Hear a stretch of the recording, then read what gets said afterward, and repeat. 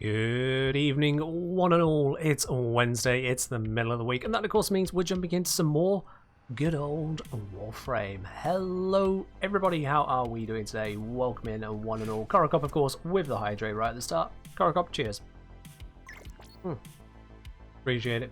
Welcome in everybody, hope you are doing well where we are around the world. So, first things first, we're at 7 o'clock. No red text. Yeah. I had my fingers slightly crossed, I'll be honest. I hoped I was slightly tempting fate with my notification over on Discord today, but no, there's nothing. There's nothing, so who knows? I still have no idea when Duvet is dropping, unfortunately. We'll just have to wait and see. In the meantime, we've still got the rest of Warframe to enjoy. There is still plenty to do. I know that I'm itching for that update. Come on now. Welcome in everybody, hope you're doing well where you are around the world. I am happy to say as well that I have fully recovered from whatever that illness was that I had last week, so that is no longer getting in the way. Instead it is now my own lethargy and just ability to get distracted, which is getting in my way. Which is back to normal, I suppose. Firstly, how do I read your name? Al-Nilam Slight? Not sure how I'm supposed to actually read that. Secondly, you literally just heard the opposite way of what I said. I want to go back to when I started watching your content. BC, then I could still watch many of your vids without knowing most things already. And I'm Alec, thank you very much for subscribing once again up onto 18 months. Hey, I'm glad I've managed to teach you so much along the way. It has been wonderful having you here all this time. Cheers. But yes, to just be very clear, I have no information about any update happening today. I don't see anything about an update happening today. There is no information about any of the sort. In fact, we don't know anything more than we did last week, or the week before, or the week before that, which is April.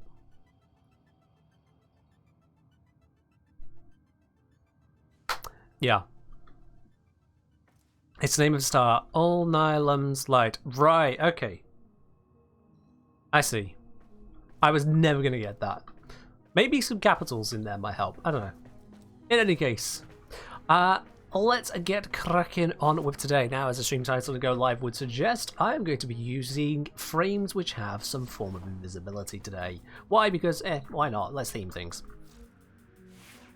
As I'm saying, sad concentrated arrow broke, can't use hunter munitions or internal bleeding anymore. Well, that's no good. Yikes. Well, let's see then. So, Lavos, no invisibility. Not allowed him today. Wukong does have invisibility, so we can use him. Same with Avara, obviously. Whisper's got invisibility. Let's have a gander here. All of these, Varuna's got invisibility, so that's another option there. Octavia has got invisibility, of course. Let's see. No. Ash has got invisibility, so we can use Ash today. Nyx doesn't count, that's different, it's just distracting enemies. Banshee is a silence, that's not invisibility, so no. That might be about it. Yeah, that's about it, isn't it? Not a lot of Warframes have built-in invisibility, do they? Not a lot.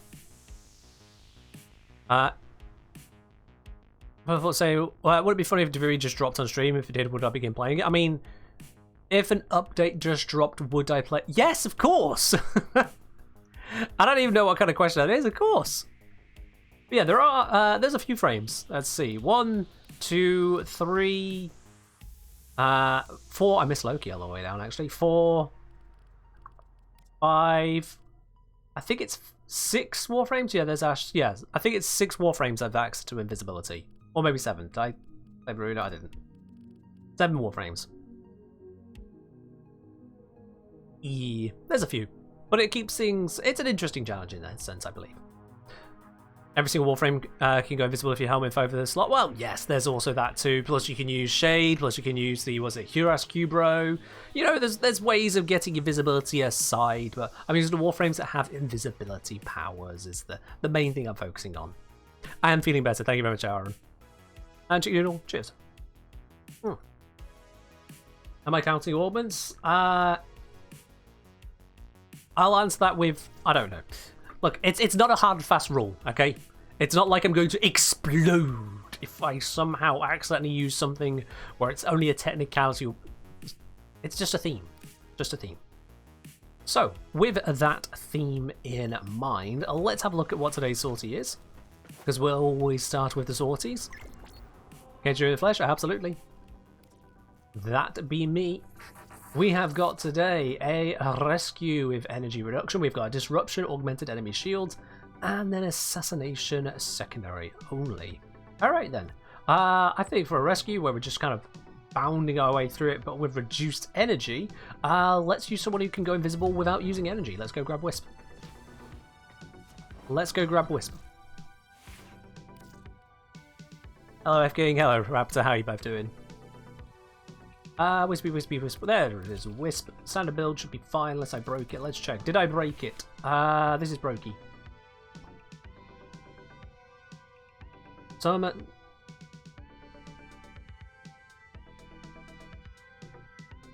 What did I change? Yeah, I can't tell straight away, so it's fine. I don't care anymore.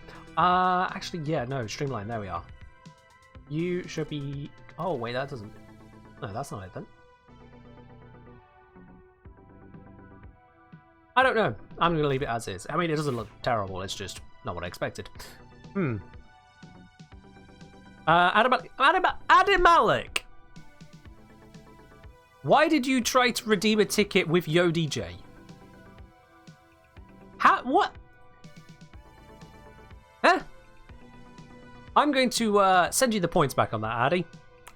I think you're clicking things you shouldn't be clicking there, dude. Yeah. Have I ever got a legendary core to drop from a sortie? I've had it happen twice.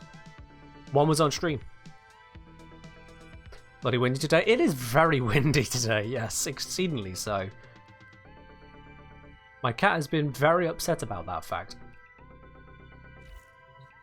Worth the bot? Oh yeah, actually, now you mentioned it, yes, it did actually work. The bot recognized the Yo DJ in the, recognized the ticket in the Yo DJ. That is interesting, isn't it? EDM in honor of our DJ? Sorry, Crab, that is a highlighted message. That's not how it works. That's not how it works. Anyway, let's gather together a squad for today's sortie. We have got a Zom looking to join in. We have got a Korokop looking to join in. And we've got a 4-spot open for anyone else who wishes to bring an invisible frame. You can only use one of the frames highlighted which has an invisibility option to it. So Wukong, perfectly fine. Wukong can go into Cloudwalker. Cloudwalker is invisible, so you can absolutely use that. You're drunk, you're back after a month, and you've forgotten everything. That's amazing, Korokop. Limbo, it's not an invisibility frame, however, so I am going to request you switch off for that one. Yes, I am applying the challenge to everyone in squad today as well, because screw it, you can be better. What have we up? Of our accounts. So we've got one more slot open for anyone else who wants to join in on the sortie with one of the invis frames. Which invisibility is better for symptom scanning? Doesn't really matter all that much. I'd probably go for Ivara, not because of the invisibility being any different, but because Ivara has a sleep arrow, so that then you can put the enemies to sleep and kill them all without alerting anyone else in the process that you haven't scanned yet. Yeah. How did one farm K-Drive Affinity quickly? Was that races? Or was that standing? I think it might be races, but I've forgotten as well, because K-Drives are stupid. Basically. I will not force a full invis squad on Archon. Yes, I will, Korokop. Yes, I will. If you do not want to use the invisible frame on the Archon hunt, then you can just dip out when it gets to the Archon hunt. Invisibility capable frames only today. And it looks like it's going to be the three of us, so let's get cracking. Let's get cracking, shall we? You're loading? Well, you should have loaded. The stream started 10 minutes ago, so you're too late, F-King. Who will the Archon target if everyone is invisible? Exactly. Exactly.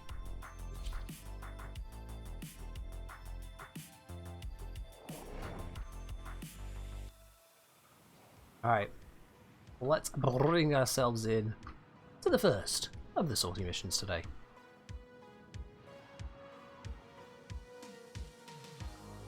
Pretty hardcore gamer today. I'm just throwing a challenge out there, making things interesting. This is a rescue mission. We need to find and liberate Interesting is the way to do it. before Okay. any harm comes to them. F-King. Didn't expect a place to still be available. Alright.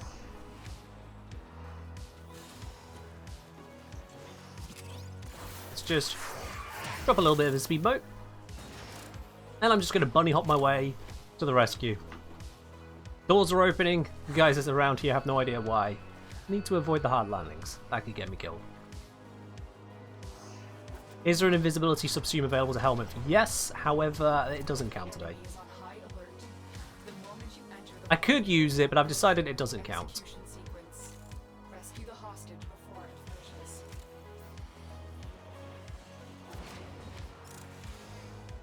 I'm literally just going to bunny hop all the way as as Wisp here.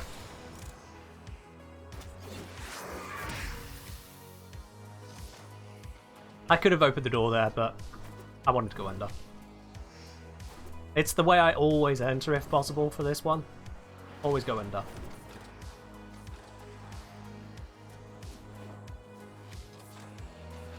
Ta-da! And the enemies are none the wiser. Look at that. I'm in your debt, Tenno. Let's go home. We need to open this door as well. Oh, we don't need to, but we can open.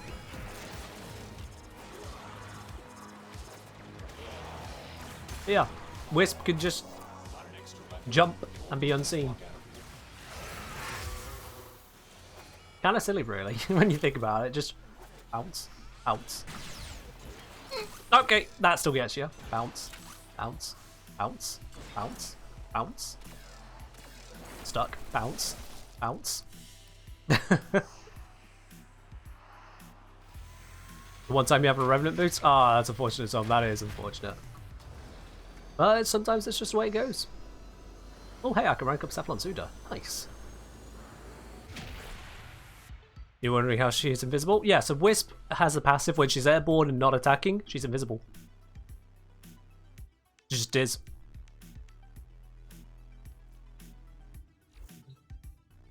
Alright, let's rank up this one now. Advancement imminent. Oh no! 2 control models and 30,000 credits. How will I ever survive? Rank up. What are you curious about? What would I like? Why do I already have that? I mean, that looks kind of cool. I'm just going to take that one for the hell of it. You're also invisible during it too. That is true, yes. Whilst Wisp is channeling her second ability, Wisp herself is invisible, her Will-O-Wisp is not invisible. That is definitely a thing. Also, fun fact, you can cast her too whilst using her 4.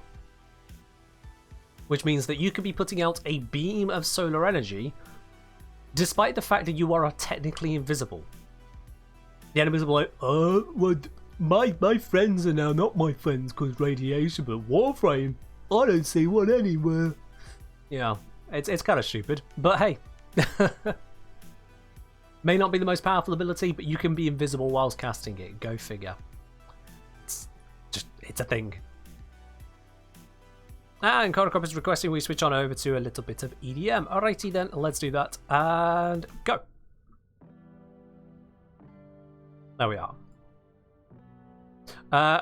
Rob said, to be more precise, she's invisible so long as she doesn't fire a gun. Melee still keeps you invisible. Does melee keep you invisible in Wisp? I didn't think it did.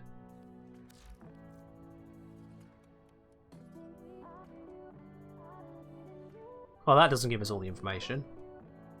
I didn't think that melee kept you invisible. Anyway, we're not going to use Wisp on the next one. We're going to use Wukong, because Wukong technically has an invisibility ability in Cloud Orca. So that allows me to bypass my own requirements. I was careful on that. And so, with that in mind, we now have a setup to go kill up. Let's go do disruption. Oh, actually, with the augmented enemy shields as well, just as a matter of assurances, that. Just on the off chance.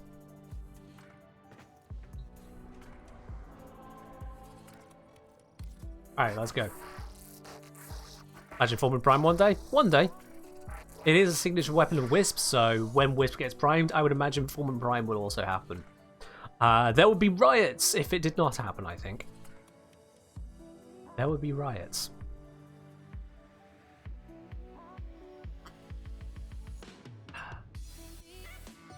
Just make sure everyone's bringing in appropriate stuff. Varuna is fine, Vara is fine, Varuna is fine, Wukong is fine. Excellent. All perfectly legitimate choices for this mission.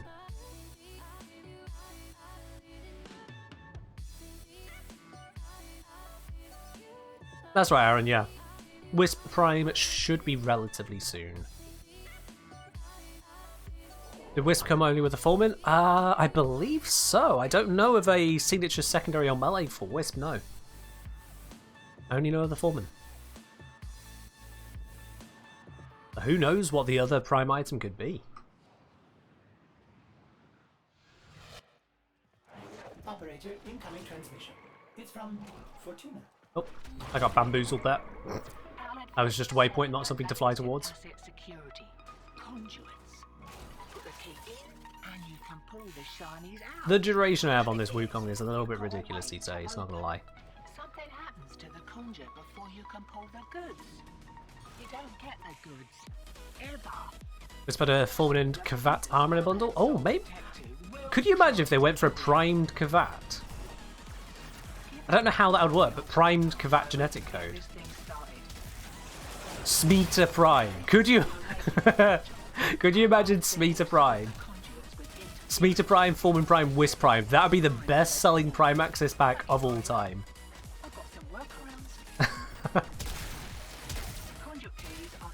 I know we're not going to get that. There's no way they'd do that, but could you imagine? Mac.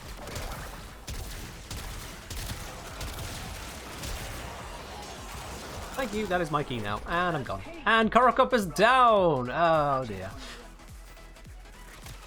If the day ends in a Y, Korokop goes down, there's enough. I did a whole bunch of enemies, mate.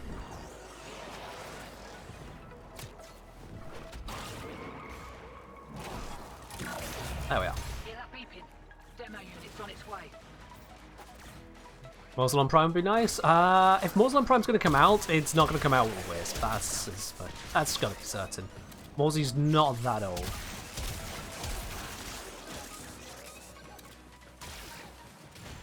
Now, I'd imagine Morzelon Prime with Lavos Prime. Because Lavos has the Cedo, but that's it. And Lavos and Morzy came out at the same time, didn't they? I think. Or were they? No way, actually, were they? No, Lavos was later, wasn't it? Okay, I'm not sure anymore. Let's just grab these keys. Probably.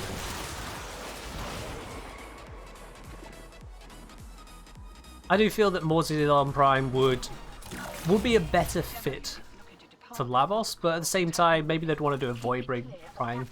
Morzelon Prime just comes with it. So again, I'm not sure.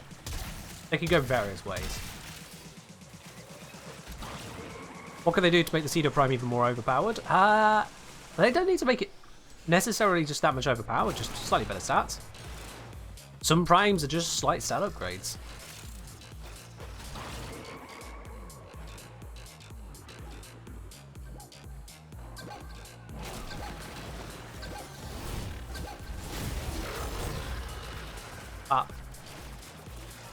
Now, how often do you see Operator being used for the disruptions, I wonder? Well, it's not by me. Usually I don't try that hard.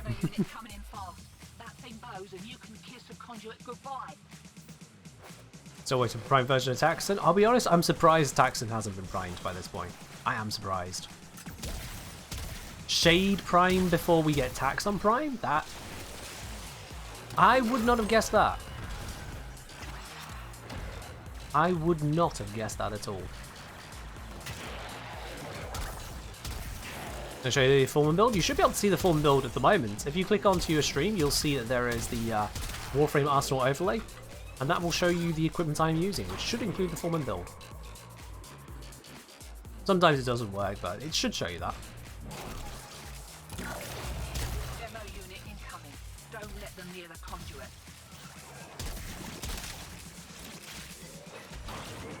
Trying to figure out where this next one's coming from.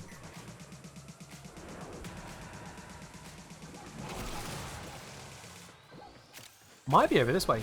It is over this way. Wait. Ah! Idiot.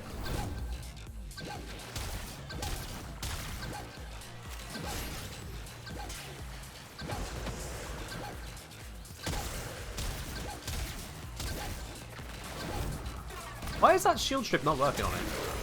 I thought that worked on Demolishers. Maybe I'm wrong. And try again. Ah, what a silly Demolisher. Fell down a trap. Wasn't even actually meant to be a trap, he just fell.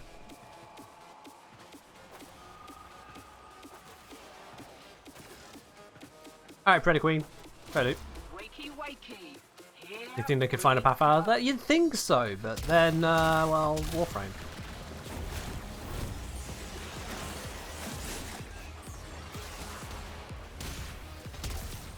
What tea am I drinking today? I always have the same, just a nice standard English breakfast. Milk, no sugar, does me just fine.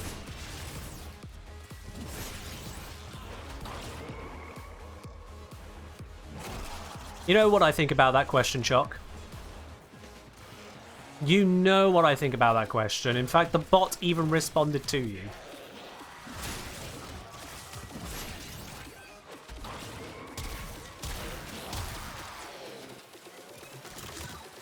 Quick, go.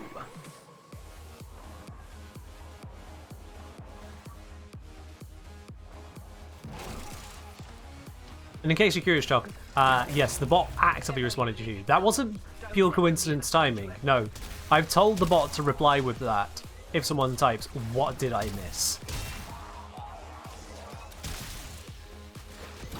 It's a live stream. If you miss it live, catch the replay. Where you're going to sit around and re-explain it to every second person who comes in, like, "Oh, what are you talking about? What I miss? What's going on?" Catch it. Or don't. Not my problem.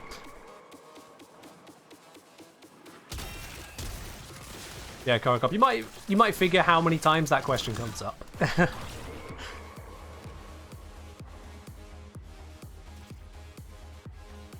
Hello, Perch. How you doing? Oh, that is in. Yeah, dead. and you can kiss the conduit goodbye. Don't really need the Disaster's Whisper, but I'm just gonna cast it. The hell of it. Oh, this side, this side, this side. Don't nullify me when I'm trying to transfer back to my frame.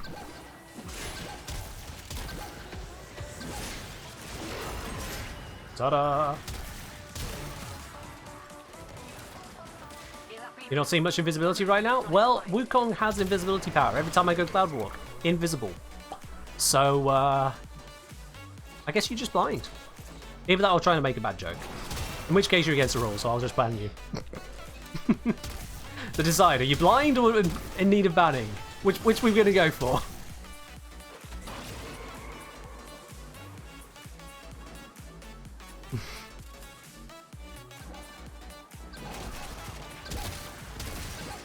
Oh, he got past us. No! Let me switch! God damn it. Okay, where is everyone else on the squad? Move on. Move on.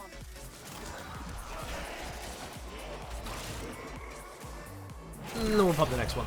Demo units looking to depart this morning. It was a real comment, not a bad joke. Okay, Clear of that conduit. then you again missed how Wukong has invisibility power, which is a thing. The duration on Cloud Walk is insane. Yeah, I've got 5 Archon shards set to duration on Wukong. Because I use him enough, and I figured, you know, I'm not using him for a lot of stuff, so let's just have even more duration on it. And it's definitely invisibility power. Also an invulnerability power. And a healing power. And a movement ability. Status cleanser. Yeah, there's a lot... You okay? There's a lot going on in that one ability. Hydrate? Sure, let me just go invisible. Hmm. Cheers.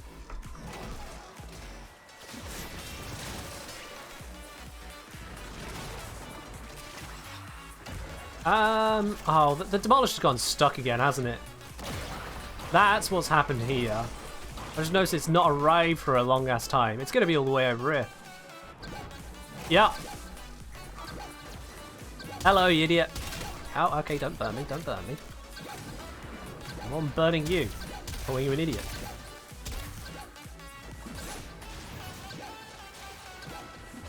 Oh, all the cavalry's here all of a sudden.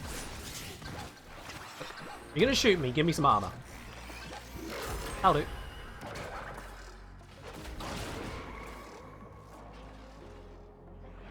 Serious question, are you the only one who uses 250% strength for Wukong?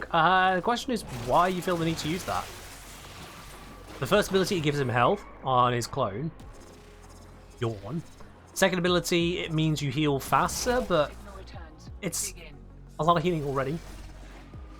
Excuse me, Beats trying to come up. Third ability, you gain your armor faster, but again, you don't need to, because you'll hit that cap very quickly in any mission that matters. And then it just leaves you on his fourth ability, which is a bit pants anyway. So, you can use it, but it kind of sucks. Hey, treasurer. Here. I'll just one-tap his shields with Operator. See, that's what I was expecting would happen to the Demolishers. That is what I thought would happen to Demolishers. I press 1 in Operator, boom. No more shields. The staff special against Acolytes and Macron and Prime? I mean, if you say so, Shock. I do. I suppose you can mod the staff to deal with Acolytes, which would help. So you got Cronin for most stuff and staff for the rest.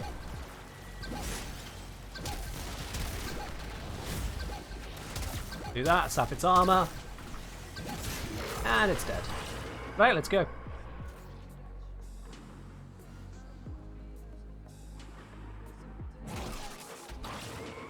How to bring armor removal when you can only use invisibility capable Warframes. Operator. Time to hit the pub. Who can also go invisible, and therefore it counts. Totes.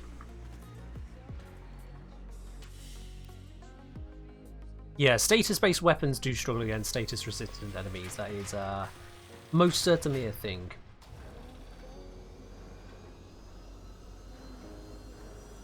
Prediction time? True, yep, it is prediction time, Garcop. Let's get the prediction running, shall we? What reward are we going to get from today's sortie? Is it going to be an NASA sculpture, a ribbon, a booster, or something else entirely? Make your prediction known with that blue spanner icon.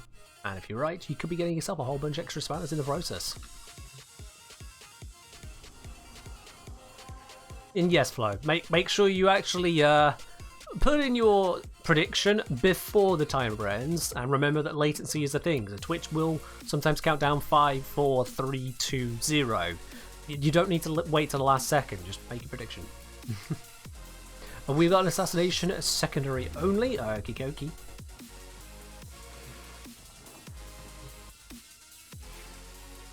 Let's see then. I don't want to use Wukong again, that just seems a little bit overly cheesy.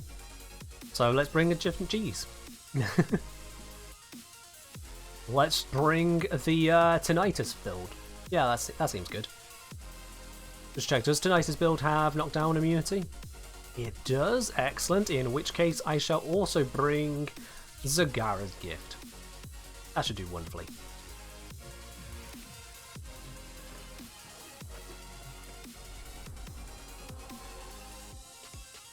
Alright then, let's get cracking. Let's make sure everyone else is again meeting the criteria. Yep, Wisp, Ivara, Varuna, Octavia. We got 4 different invisibility frames right here. The ones we're missing are, in fact, Wukong, Ash, Loki. So we managed to get all of the invisible gals and none of the invisible guys. Fair enough then.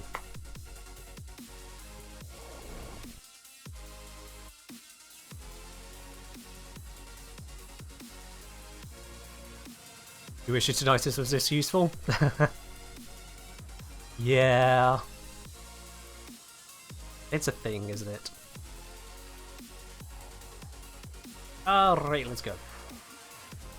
I thought we had seen the last of this Red Raptor project, but now the Corpus has escalated their These interest invisibility in frames basis, let's go invisible. to shut them down for good. The new Raptor production Now, as much as this can technically make everyone invisible, it doesn't mean anyone can bring any frame. Nope. location. We're still restricted to the same 7. Raptor prototypes here. This may be difficult. The production facility is entirely automated. There is no Whoop, way in almost. without your Warframe being torn up in the assembly line.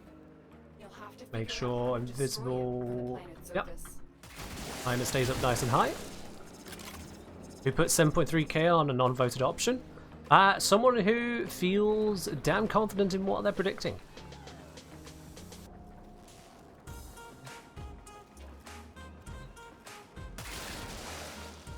I'm familiar with this track, I'm not a fan of this one, I'm skipping it. I just don't like that one. It continues with that continuously and painfully. Alright.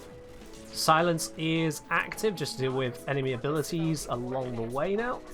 If the Corpus are building newer Raptors, it's imperative they destroy the prototypes and their means of production.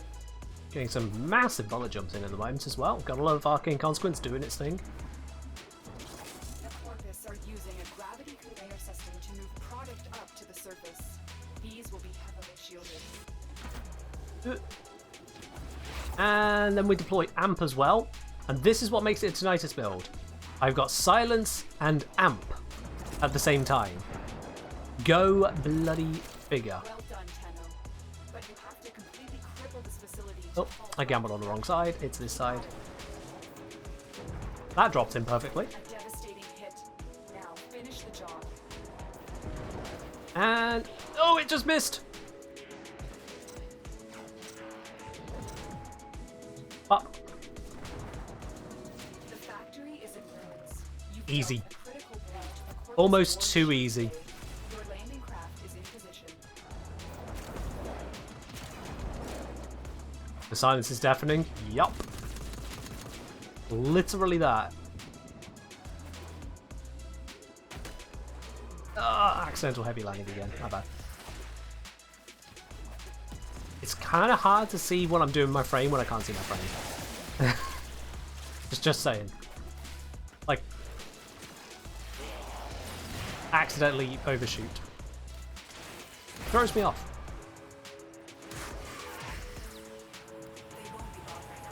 Ta-da!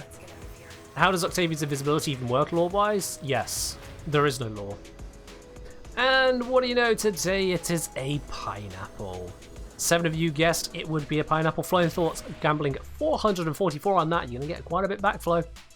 Those spanners are flowing in your direction, if I dare say. There we go, it's a pineapple today.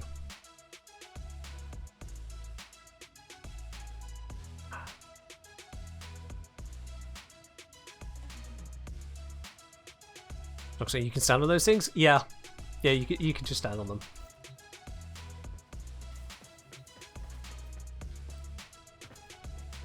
Yeah, you got back just a bit there, Flo. Let's see. There was some surprisingly large gambits today. We had over on Kuva, Juritan put down 10,000 on Kuva. Oof. And let's see, Fork put down 7,300 on a booster. Oof. So, you can thank them two for that. You can thank them two on that one. Alrighty, that is the Salty out of the way, which brings us on to the Archon Hunt. So, we have got a Sabotage, Excavation, and then the Showdown itself, of course. Atlas having a bonus doesn't matter to me because, well, Atlas can't go invisible, so I don't care about him right now. And also you'll notice I've only got a 20% chance because last time Boreal came around, I actually got the Tau Forged. Well, if the goal is to help other people get a postcard faster, well, after that was your goal, Fork, you succeeded.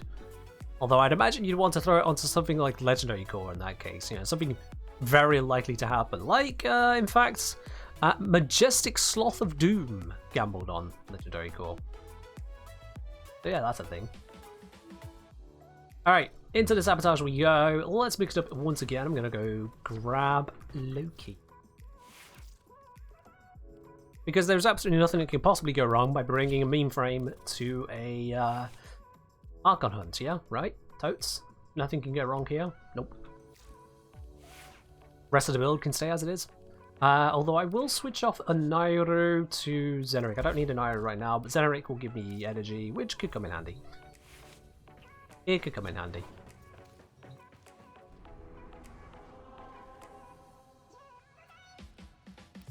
Alright. Let's make sure again no one switching out to anything that shouldn't. Nope. Good, good, good. You missed prediction vote. Don't worry, Tabitha. There'll be the next one. I did it again. It's Tabitha, not Tabitha. I don't know why that pronunciation is so wrong. I think maybe it's the A's. Maybe it's the 5 A's in the name that's throwing me off. I don't know. Anyway, there'll be another prediction.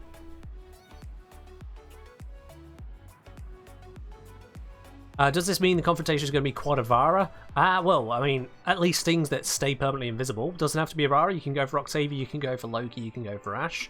I would recommend having Avara, though. Avara is just the best when it comes to that. Shut his facilities down. Tau trembles within you.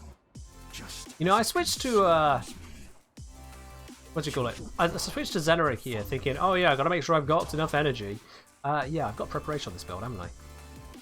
I'm at full energy. Ooh. Remove the biocatalyst from the mixer to Ah. halt the Greer poison's creation.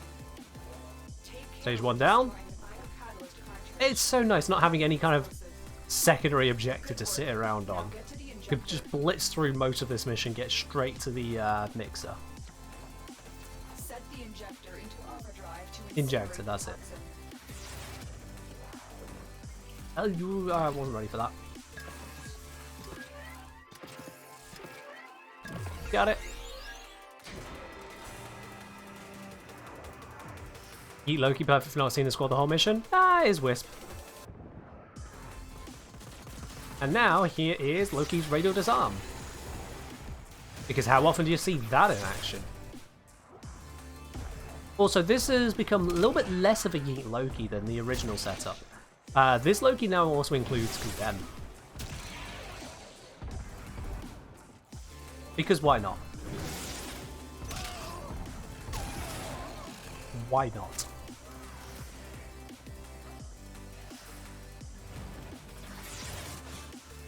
the golden makers lead the system to waste. Hang your heads in shame. Children of abomination. Filth-born. Chattels.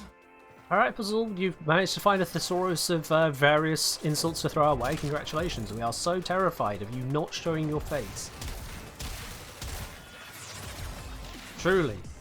How will we ever survive against a foe that can't even face us himself? Oh, that was a yeet off. Oh, God. I forgot the combination.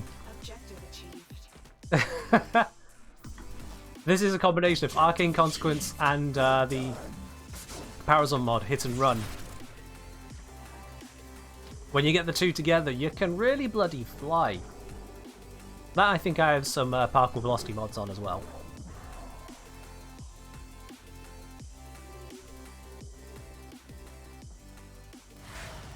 Turned into Wukong? Pretty much. Invisible and flying. Yep. Wukong.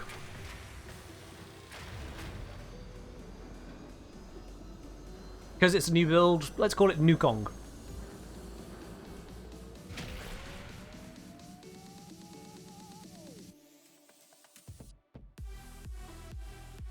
Or we could put together Wukong and Loki. Wookie? No, that's a Wookiee. We can't have that. Does Wisp count as invisible? Yes. Because Wisp has an invisibility trait. Alright, next is the Excavation now. This is where things could get interesting. doing an excavation with invisibility frames. I'm thinking the best answer to that is to go back to Octavia here. Because I can go for the crowd conductor build, which might have been messed with at some point. Is this the crowd conductor build? What is this? This is not the crowd conductor build. These... What? When did I break this? There is no way I put all of these... When did I break this? Alright. I must have been doing something. But whatever it wasn't that. So, let's make this correct, shall we? Automod moment? It feels like it, doesn't it? It just looks wrong. Hell, it could have actually been automod that led to that. Yeah, no, none of that. Let's see then. I will have an emergency vitality. Just to be certain. But yeah, this is supposed to have some range on it.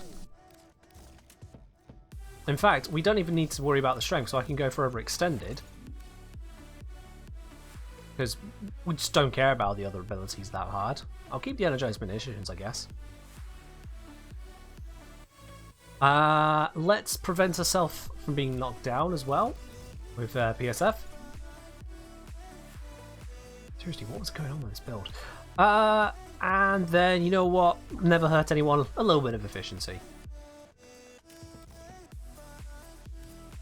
Now we've got range, duration, efficiency, which means the resonator is going to be as effective as possible. I don't care about the damage going down. That's not what we're using it for. Arcane acceleration, yeah, I can pass on that. You know what's more fun? Consequence. Avenger, I shouldn't get hit, so let's not worry about that. Let's instead go for... Let's go for a bit of additional efficiency through Steadfast. That could work.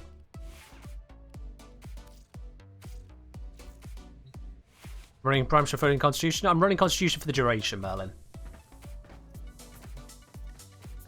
And I could keep fiddling with the build, but it's got enough of the stats I care about right now, so that's fine.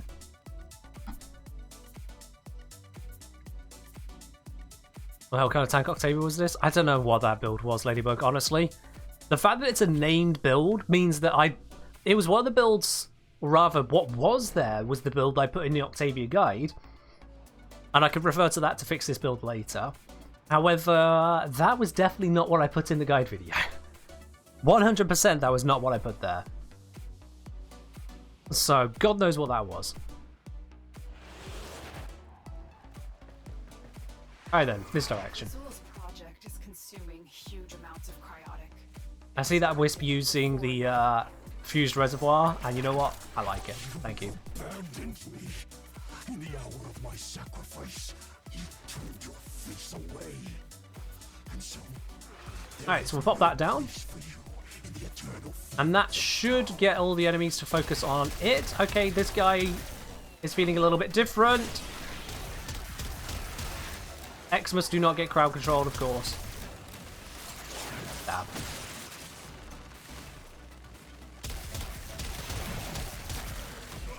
We need another power cell for the excavator. There we go. Reopen this. Beautiful. Right then. Everything is fine now. I wasn't ready for suddenly Xmas right at the start, but we're okay. Also, I need to keep that up. It's only got a 35-second duration. So if I make Xmas my priority number 1, we should be okay.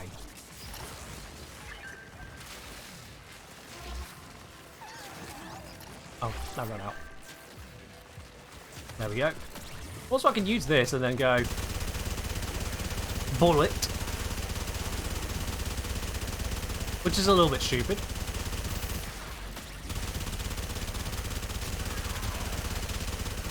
Like, not your typical form and usage, but you know, when you can, why not?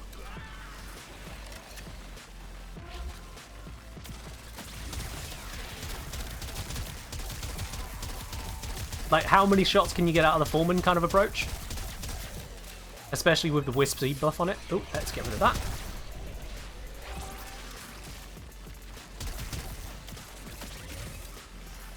Because if I'm going to have energized munitions on this build, I'm going to use it. What happens when an Xmas gets rad procced? Good question. I don't know. Like, whilst it's got the overguard, I'm not sure. Once the overguard's gone, it's just another enemy.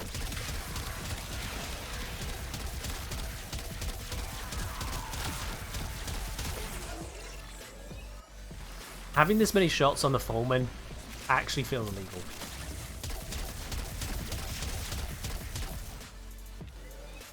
Especially with the fire rate behind it as well.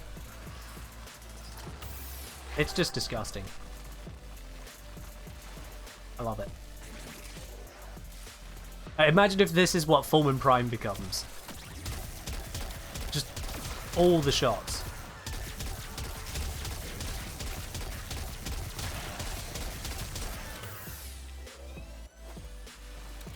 It'd be pretty nasty. Ready up the protection.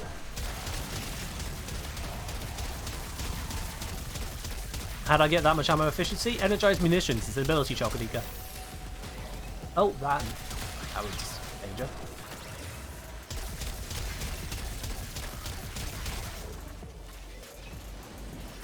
Yeah, you can't normally have this amount of ammo efficiency on a primary weapon. Good. Invisibility is maintained. Do I add mallet? Nah. Mallet would keep the enemies shooting. In this case, I want them not shooting. So that's where I've thrown away mallet. Because mallet undoes basically the pacification of resonator. So yeah, that's a deal.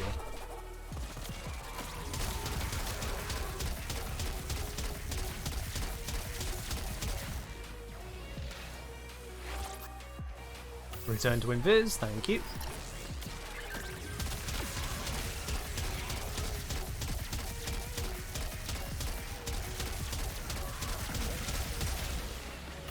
Fittingly, Foreman spam sounds like a beat. True, yeah, there is that, yeah.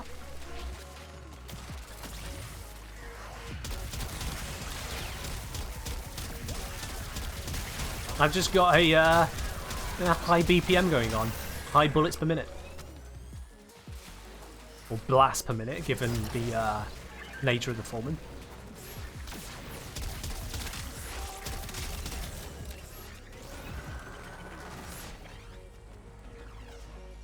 Now, because I've gone for a low strength approach, I won't be getting the I won't be getting much from the multi-shot buff on Octavia. Yeah.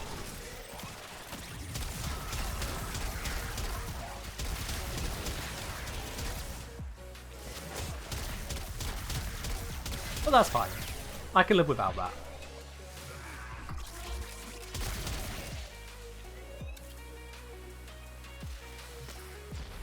Bones of my father.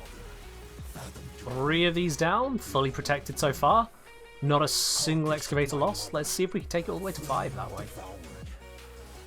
And if we can do 3 of them, theoretically we can do 5 of them. This is a purple pre-made. This is a pre-made group.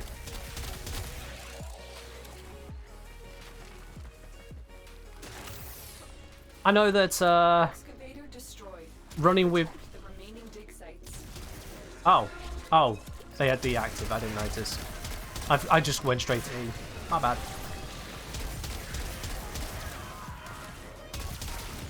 So much for the not losing one. That's on me. But not going to defend it, you know. They popped it early, but yeah. Anyway. I know that internal bleeding is less effective here because of the Wispin squad. But less effective doesn't have that much to answer for when you can see how effective it is still.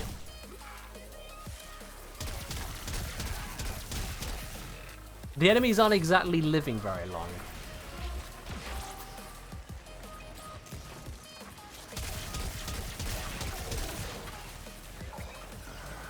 .26% of the way to getting a postcard? Neat. I do wonder who will be first to claim one. I do wonder.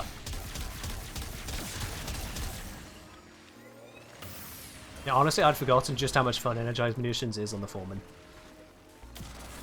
It's got such a short duration on it that sometimes you think, why would you even need it? But then you see me spam the shots out. Especially with the fire rate boost, it just feels wonderful. Alright, let's grab this and head over to F.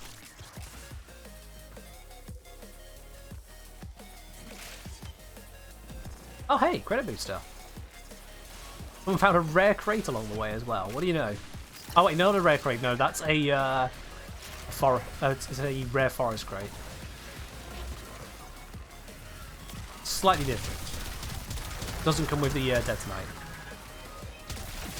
Or the mantis bar, I think. Yeah. Oh, what am I being shot at? Who is able to shoot?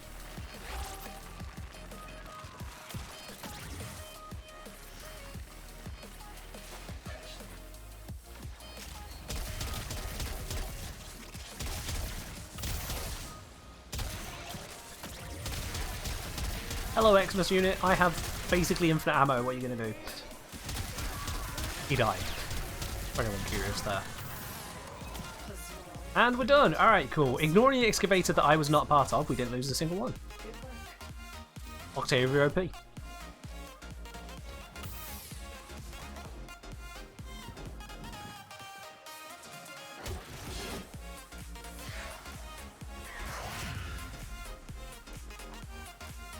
So, it just goes to show, 4 invisibility-based frames can indeed complete a excavation. No problem, even at this tier.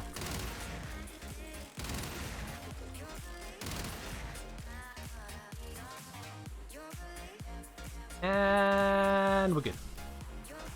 Oh, that's in my eye. Something was trying to get in my eye anyway.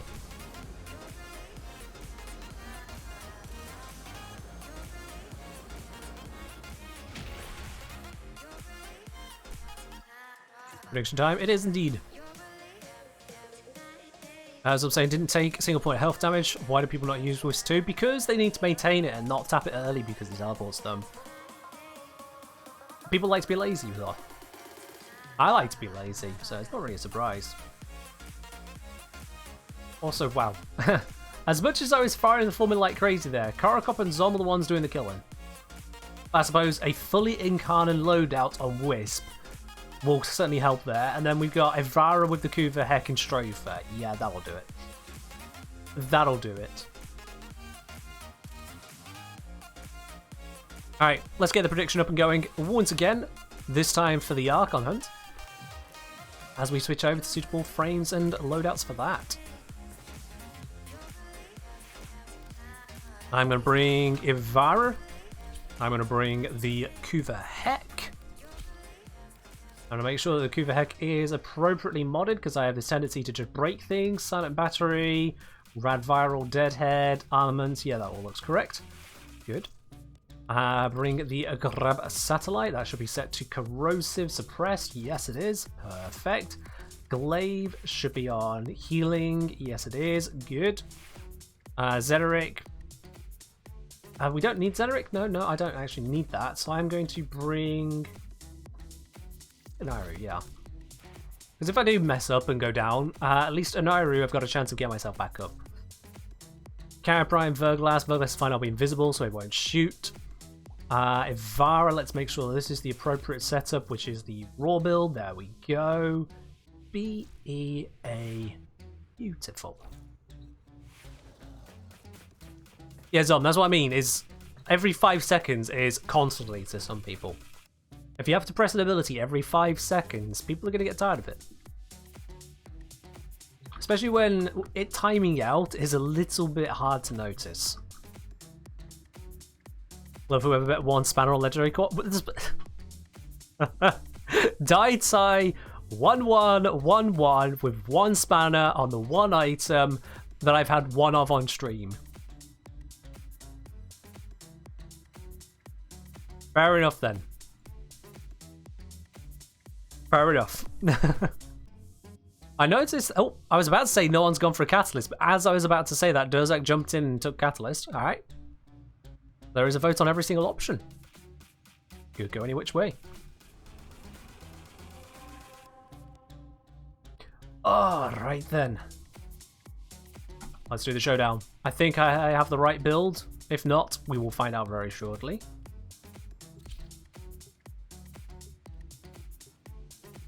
Have I got the right build? Oh, it fell out there. It should be fine. It should be fine. Thing is, we have to all make sure we are invisible, because if any one person is visible, it can get the others killed. So you have to be careful. On that note, I didn't actually check. Yep, we are full of aura. Alright, cool. Cloak. But he is no leader. The other thing to be careful with is that this build on the Kuva Heck, of course being a high amount of radiation, if I don't kill an enemy but proc radiation, suddenly there are bullets flying everywhere. So I do have to be careful about that.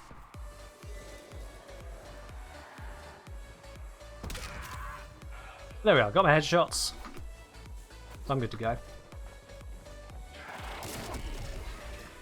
Not what I was supposed to do there, but okay. What I wanted was that.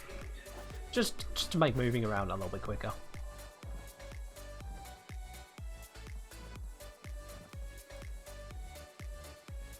Someone's companion apparently already got yeeted. That's fine.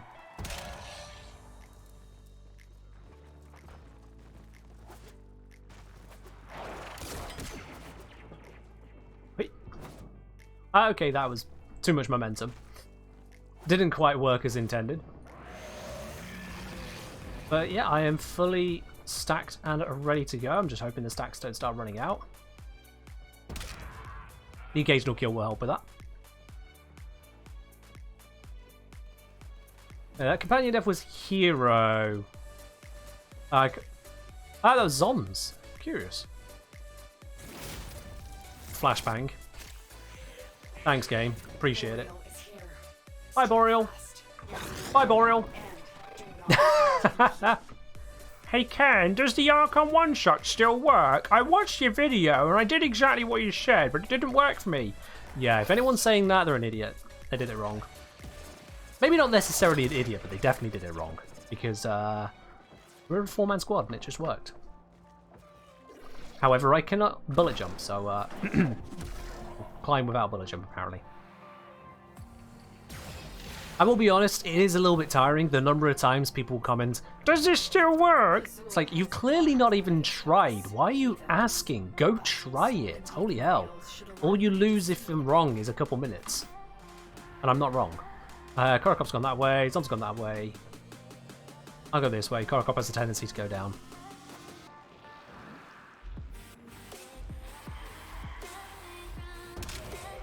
Wondered where that Scorpion was going off to. People are lazy. That's the ironic thing, is that one-shotting an Archon is as lazy as it gets. I just give you a build, you tap a few heads, walk up to the Archon, and win. So if that's not good enough for you, I don't know what else to say.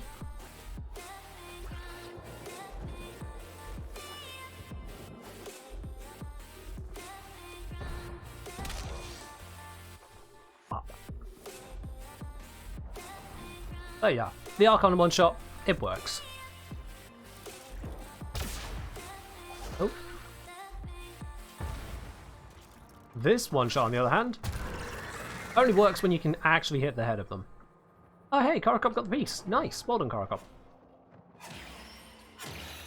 I think. Oh wait. Yeah, he's got it. He's got it.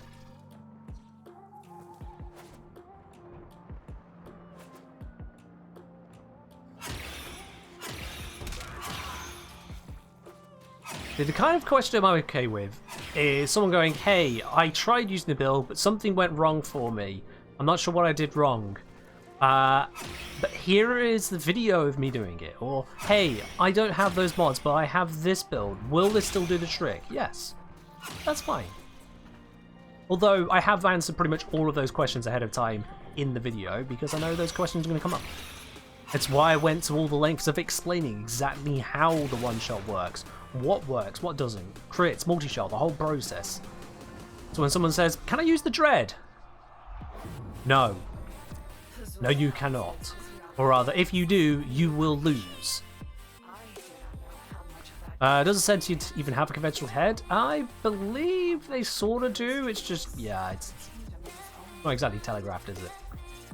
I think it's somewhere in the center. If not, it's just the core of them themselves. Think you can shoot that for a headshot? I'm not certain.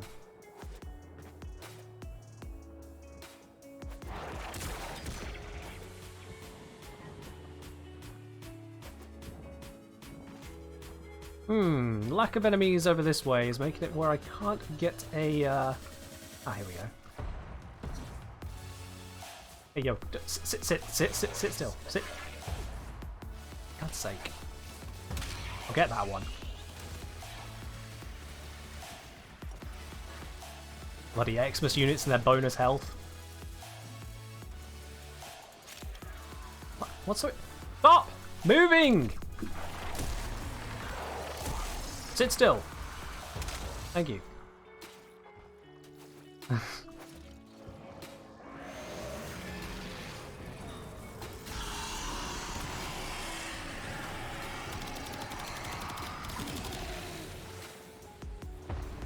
No, balls. It had some resistance on it because of using operator.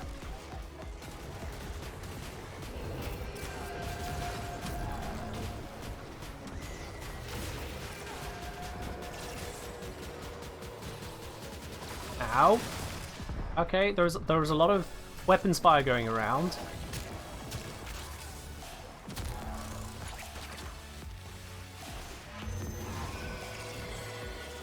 And now there's a laser disco up top.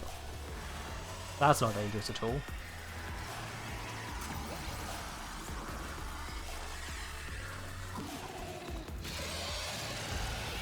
Ow!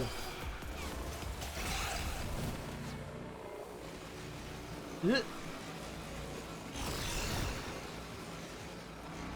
What is going on? I'm being knocked around by invisible tornadoes. There we are. That'll do.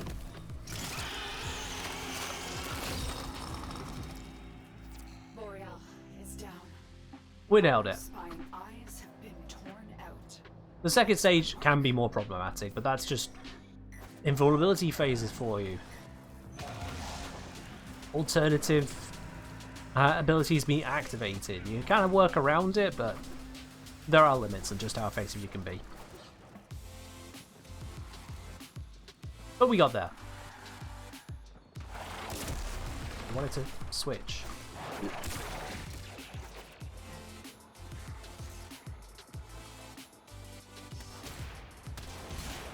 Ta-da!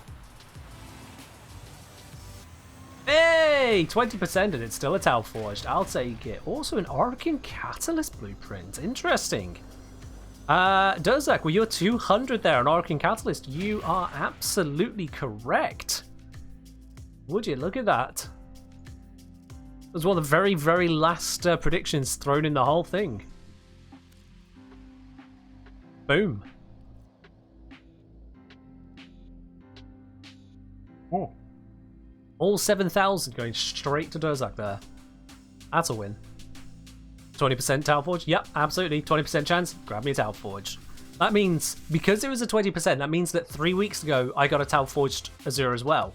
So I've had back-to-back Tau Forged Azures. Winning. My head covers the shard perfectly. Yeah, there's only so many places I can put my face on screen. Ooh. Ooh.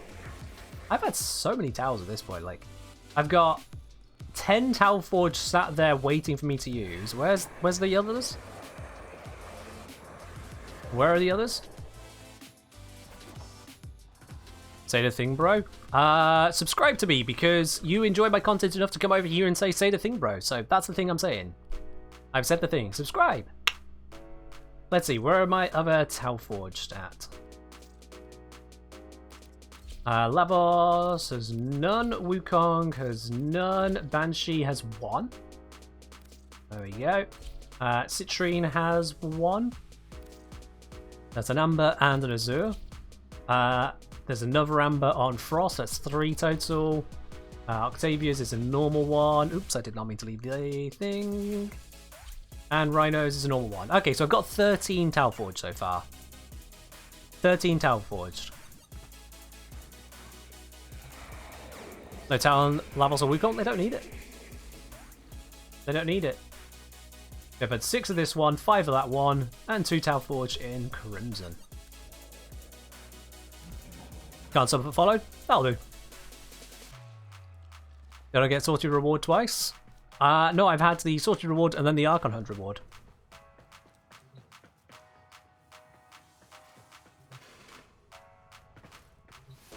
Game refuses to give you red towels. I mean, eventually, Flo, it can't refuse. What with the accumulating system, the pity system. So yeah, you will eventually get it.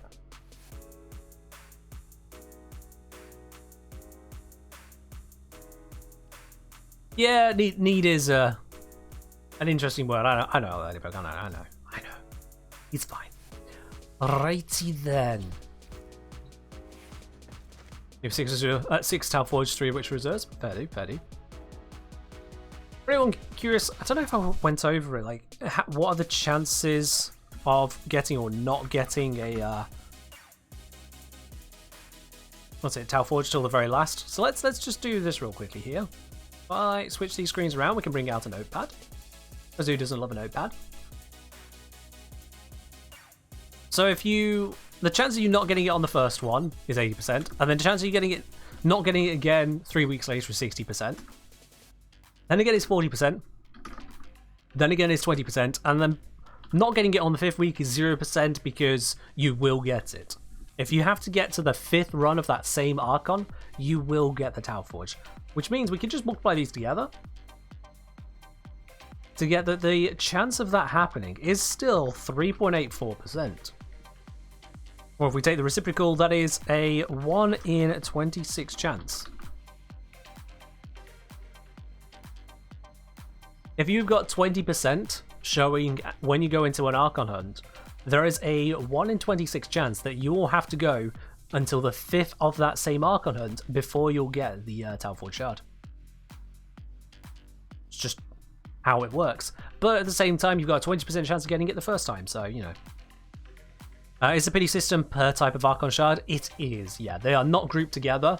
The original information that DE put out was very similar details, but they did explicitly say the next week.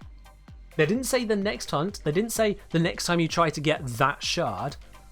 In their live stream, they explicitly said the next week. But it turns out that's not what they meant. They meant the next time you do this hunt. So I did originally put out a video saying, look, this is how the stats come out. This is how you can fiddle the stats to work in your favor by skipping hunts tactically. Ba-da-ba-da-ba. D went after that, they went, yeah, no, wait, no, that's no. Turns out that we're keeping it specific to the color. Yeah. Alright. Well. And their original announcement of that was actually in response to a tweet made by Brozim at them asking, is it per color or is it each week? And they hadn't responded to for a while until after my video came out.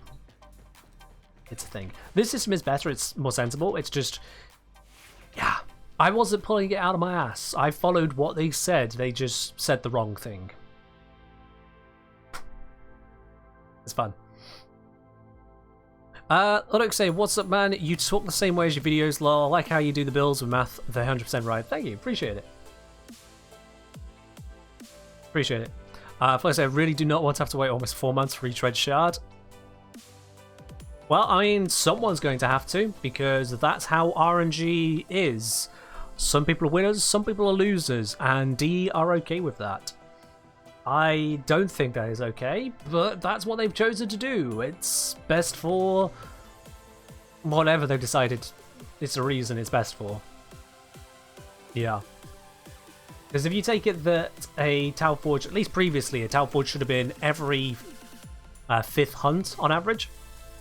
You could just take the number of Talforge you get, multiply it by 5, and that's the effective number of weeks it should have been like that. So I've got 13. 13 of these. You multiply that up by 5, you get yourself 65. Now granted, there's been a little bit of pity system kicking in at this point, but not that much for me. Point being then, that I would suggest I've got enough of these shards from over a year's worth of hunts, and I can tell you, I ain't done over a year's worth of hunts. Hey, that's how I be. How are you? I'm doing alright, thank you, Avocado. Hope you're doing well yourself today. The impression D gave was that they had not thought the pity system through, changed it before launch when the problem was pointed out to them. No, I don't think that's the impression, Trant. I think they simply didn't think about how they were phrasing it. It makes more sense to do it on a per colour basis rather than week to week. It makes much more sense to do it that way, but that's not what they said they did. And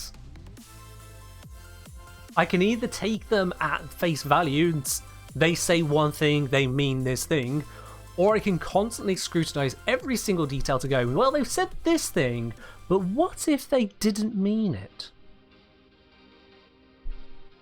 And unfortunately, Warframe is also like that. Warframe is actually like that. The most recent one I had to explain to a friend of mine is the preparation mod. I wonder how many of you... Actually, you know what? I'm going to take a poll on this. I'm going to take a very quick poll on this. I don't need you to say your answers. I'm just going to put a poll. So one moment. Do you know why I have this downranked? Simple yes or no. 1 minute, that's all. Quick poll. Do you know why I have this mod downranked? And I'll tell you, it is not... specifically because I'm cheap on Endo or to fit it into a build. You can see my Wukong could fit it. So do you know why I have this downranked? Simple yes or no. Don't guess at it. Do you know? The poll is in the chat, so you should see at the top of your chat window. Just open it up. At the top of your chat window, you should see the poll. Don't put yes if you're guessing it. Only if you know for a fact why this is downranked. I want to see. Because I have explained it in one of my videos, at least one of them. I just want to see how many of you know for a fact why this is downranked.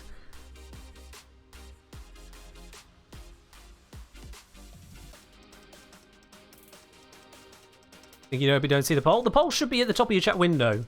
You need to drop down the poll maybe, but it is at the top of the chat window. 38 people have responded already, so it's definitely there. Alright. So, here's the thing. It says on the mod here, plus 82% maximum energy is filled on spawn. It doesn't make clear that this is in addition to the starting energy. You're like, plus 82 to what? It doesn't make it clear.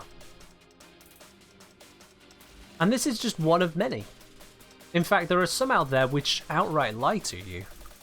Do I have this one, or am I going to have to go to the shops and show you it?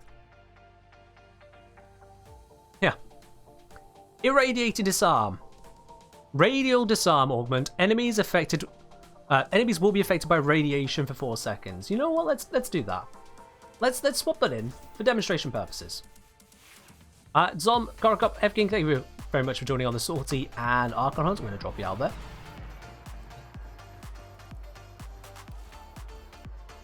So yeah, the reason that I don't max rank it, the preparation mod, is because it's completely and utterly pointless. You always start with some energy, so you don't need to max rank that mod. The bit that the mod isn't covering is covered by your starting energy anyway. So instead, making it cheaper makes it easier to fit onto builds. You spend less former, you spend less time trying to fit everything in altogether. It just works. Unlike this. So, I need to defend Carrier, because otherwise Carrier will immediately kill that level 1 Butcher. And there is a very good reason I have level 1 Butcher as my most recently spawned unit. You will see later on, but not on this stream. Where's the radiation proc, chat? Where is the radiation proc?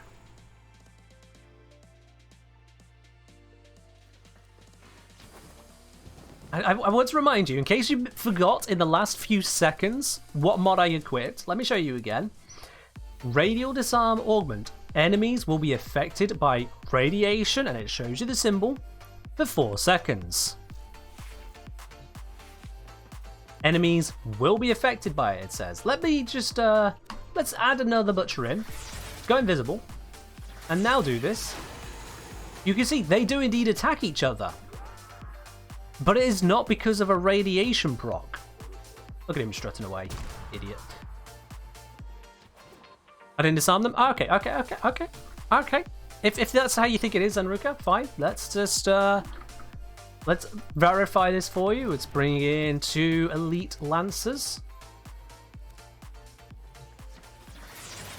There we are. So they definitely have guns. I'm going to radial disarm them. No radiation proc.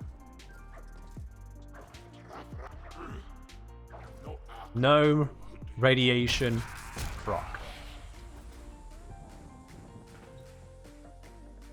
You join the stream to see a partially skinned, alive and fleshy Loki. Oh yeah, this is the sentient style Loki. It's similar to the sentient colours. So yeah. It doesn't actually apply a radiation proc. It applies a confusion state to them. The enemies become confused, similar to Nyx's Chaos, and they attack each other. They do not get a radiation proc. So the mod literally lies to you. It literally lies to you. If we grab Nyx real quickly here. This old Chaos ability. If I Chaos. And they attack each other. With, again, no radiation proc visible on them because it's not a radiation proc ability. That was a terrible... I thought that actually hit him. Okay, fair enough. Idiot.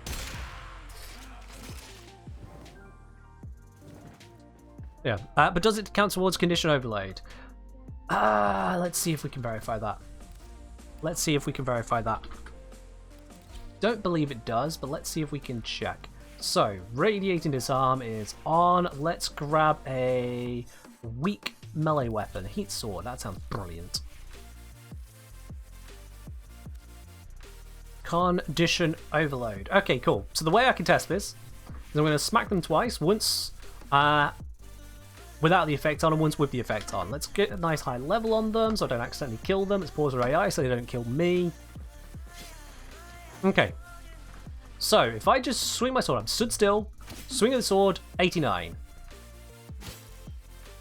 Oh, was that 89? Oh, wait then. Okay, from the side, so I don't accidentally headshot, yeah. No headshot.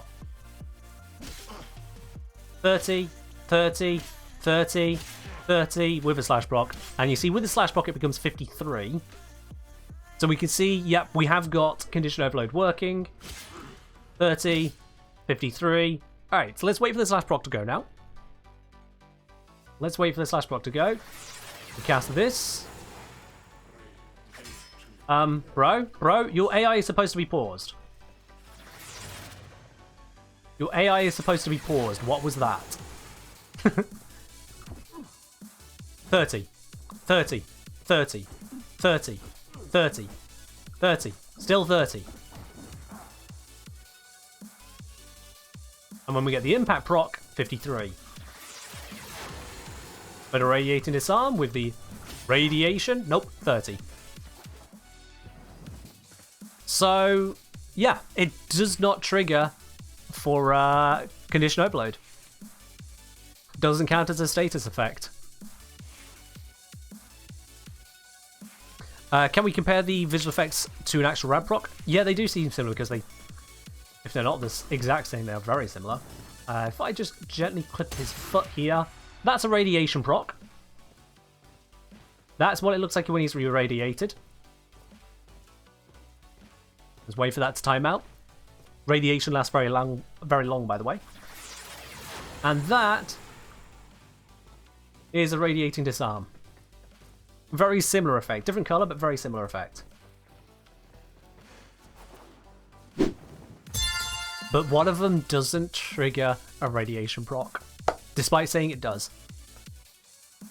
Alright, I've got a question by chance. Asked my friend where he got the jaw sword. He said from Nightwave, for some unknown reason I don't have it in my Nightwave. It's a common problem. Yeah, so Nightwave doesn't have all Nightwave rewards available at all times. Sometimes they're just not available, Avocado. You'll have to wait until it becomes available. Also, Pro Hand Soap, thank you very much for subscribing at tier 1, no less, here on the channel. Thank you very much for joining in on the fun. Oh. Enjoy your lovely blue sub badge, your emotes, your access to the Supporter Tea Lounge over on the Discord, ! Discord if you're not already there, and of course, member ads here on Twitch. Definitely a nice thing to have. So yeah, Warframe is a game where you cannot trust explicitly what you are told. You just can't. Because even when it tells you explicitly enemies will be affected by radiation, it's wrong. They are not affected by radiation. They are given the confusion effect, not the radiation proc, and therefore it does not count for condition overload. Have fun with that one. What mod did I have there? What mod did I take out? I think it was a blue mod. Silver. They're blue. Let's be honest. They're blue. I think it was something. There we go. Tom, thank you for just freaking out a whole bunch of people there. Can I do a video on graphic settings affected DPS from Eclipse and for better performance? For better performance, it comes down to your computer, so no, I will not do a video on that. In terms of for better DPS, however, I have had a little bit of a look into that. I won't do a video on it. So what I'll do is the next best thing is you go to your graphics engine and you set it to enhanced, and now you get more damage. This only applies in very specific circumstances. Things like the planes of Eidolon at night are affected by this. However, various normal missions and the Simulacrum, for example, are not affected by it. But the planes of Eidolon at night is definitely affected. You want this set to enhanced. The classic will give you a worse result from Eclipse on the planes of Eidolon, and that is stupid. It's very, very stupid, but it's a thing. This is the one. I can assure you this is the one Solarium Sword because I tested it recently, in fact. If I go... Hold on, give me a sec here.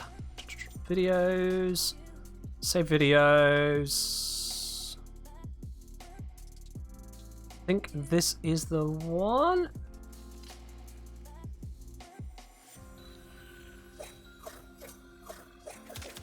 So there I'm hitting the Vonvalist. Okay, I'm trying to hit the Vonvalist. Do I need to get good or something? Right. So I'm hitting it for 113. Okay. Hit it for 113. I switch to Classic.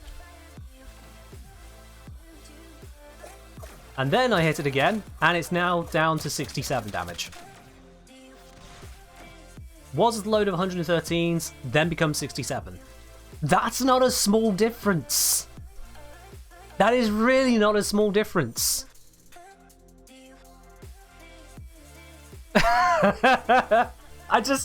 All I did was change the graphics setting. You see it in the clip. I changed just one graphic setting. One. And my damage drops from 113 to 67. Not only that, but that also confirms for you, you're definitely getting the light bonus at night time.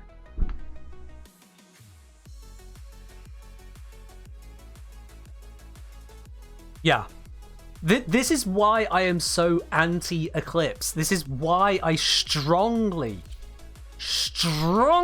do not like this ability. It is painful. Because it just doesn't tell you the truth. It just doesn't tell you the truth about what is actually happening. Moonlight is considered a light source. It's not about the moonlight or not moonlight. It's about the settings that D have just created. They put a light map of some sort and be done with it. Look at this here. If I activate this here, you see I've got the shadow buff. Okay, so I've got damage resistance. I deal 7 damage. I step into the light. It's now the damage buff. And you see I deal 9 damage. He's got a lot of armor. Over here, 9 damage. Over here, 13 damage. What if I stand here? Now it's 17 damage. What if I stand here? Now it's 13 again. What if I stand here? 11 damage. What if I stand over here? Non-crit, please. 9 damage. Now what if I stand here? Now it's 11 damage again. Here? Can I hit that? 14 damage. Because not only does the scale of it change with your settings in very specific locations, here the settings don't have an effect on it. I've already verified that off screen, don't worry. Not only that, the amount of light affects how strong the buff is. But the UI the entire time gives you one stupid value. 1. And I can tell you, going up from 7 damage to 13 damage is not a 398% damage buff. It is not 398%. And for the avoidance of doubt, I'm not stacking with this any mods. There are no mods on this Hiku. Damage is client calculated? I mean, it would seem to be the case, wouldn't it? I don't know enough about computers and client side and host side and whatnot to really weigh in too heavily on that side, but yeah. Laser Disco Ball isn't a light source? It isn't. Although, I believe that a heat proc on you does count as a light source. If you are currently burning, it counts as light.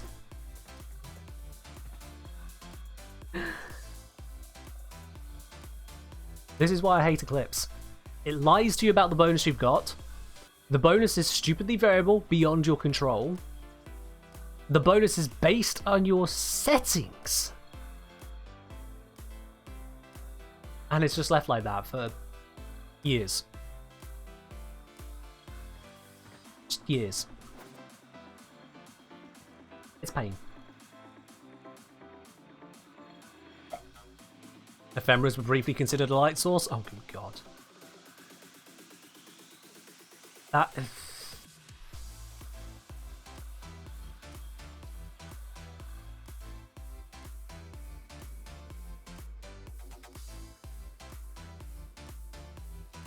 All they have to do is make it a toggle. Tap cast, damage buff. Hold cast, defense buff. Job done. I just... And if they go, oh, but that'll make it too strong, then nerf it! Don't create this, like, whatever, bull system. No! We're over that. It was a cute idea. You can't make it work. Do better. I love this game, I really do, but little bits like that just do my head in. Little bits like that do my head in. No, Flo, we're talking about the possibility of nerfing the maximum to bring it in line with what they actually intended you to get this entire time. That's what I'm talking about. If they go, no, but you weren't supposed to have the full damage buff the entire time, that was supposed to happen at random if you just happen to step on the 1 minute part of the map, which is the surface of the sun. No. No, that's not how it should work. Ugh. You know, if streaming stops working for me, I'll just go into voice acting for cartoon characters. Apparently I got that. I just need to imagine this screw rounds I've had to try and figure out in this game, and there you are, another cartoon character.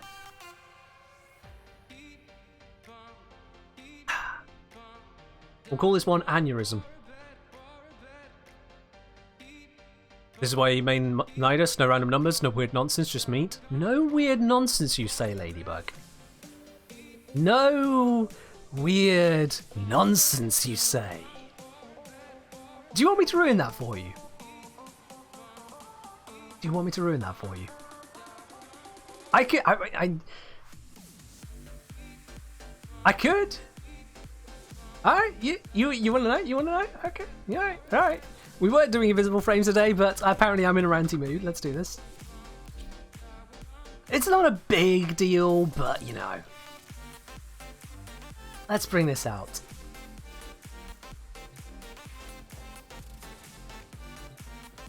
Alright, let's head on down to the simulacrum. Mr. Twink, firstly, Love the username. I hope this week say, what is the UI number even representing? If the damage is based on light intensity, does it mean anything? It means the maximum you could possibly get if the game decides to let you have it. We don't know where or how exactly you attain that maximum, though, Hopeless Twink. It is, as your name might suggest, hopeless.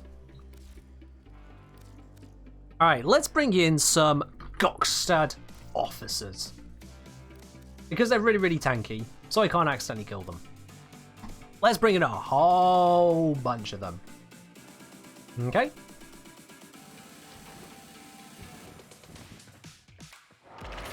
Let's group them all up, and I'm going to get stomping.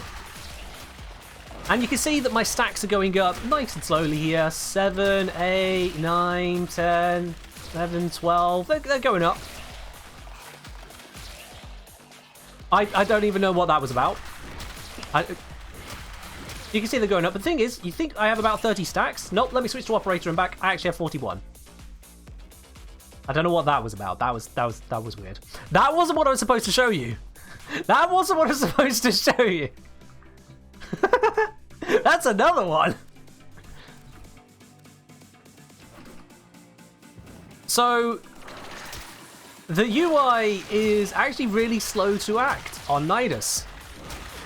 You go stompy, stompy, stompy like this, and you're building up stacks. I'm just going to keep stomping here so that doesn't happen again, the other bug. But if I quick switch in and out of operator, show I've actually already reached 99 stacks. I switched to operator when it said 64.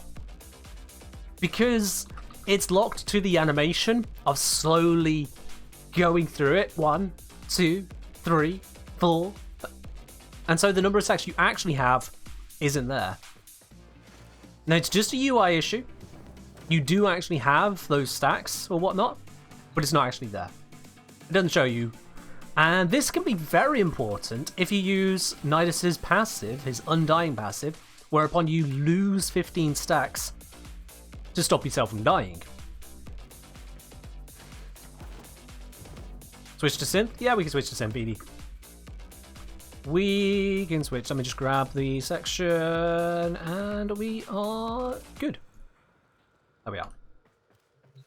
So yes. Now, aside from wanting the animation, they could just not have that. Also, I still have no idea how the lava ended up over there. Nidus mains, how did my lava end up there? When I cast it looking here, it was there.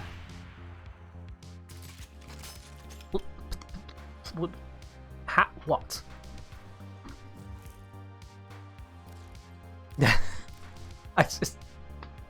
I tried to show you one thing going weird, and another happens.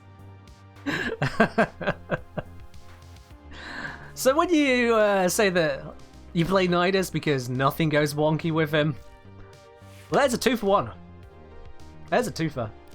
I didn't even intend that. Oh yes. Oh, there's all kinds of funky bits all over the place. There are some funky bits all over the place. Unrelated Nidus rant, why does Undying have an annoying zoom? That, at least, I suppose, makes it very obvious to you that it happens on. So there's kind of that, I suppose. I wonder, do they have the same option that Minecraft has to avoid random FOV changes?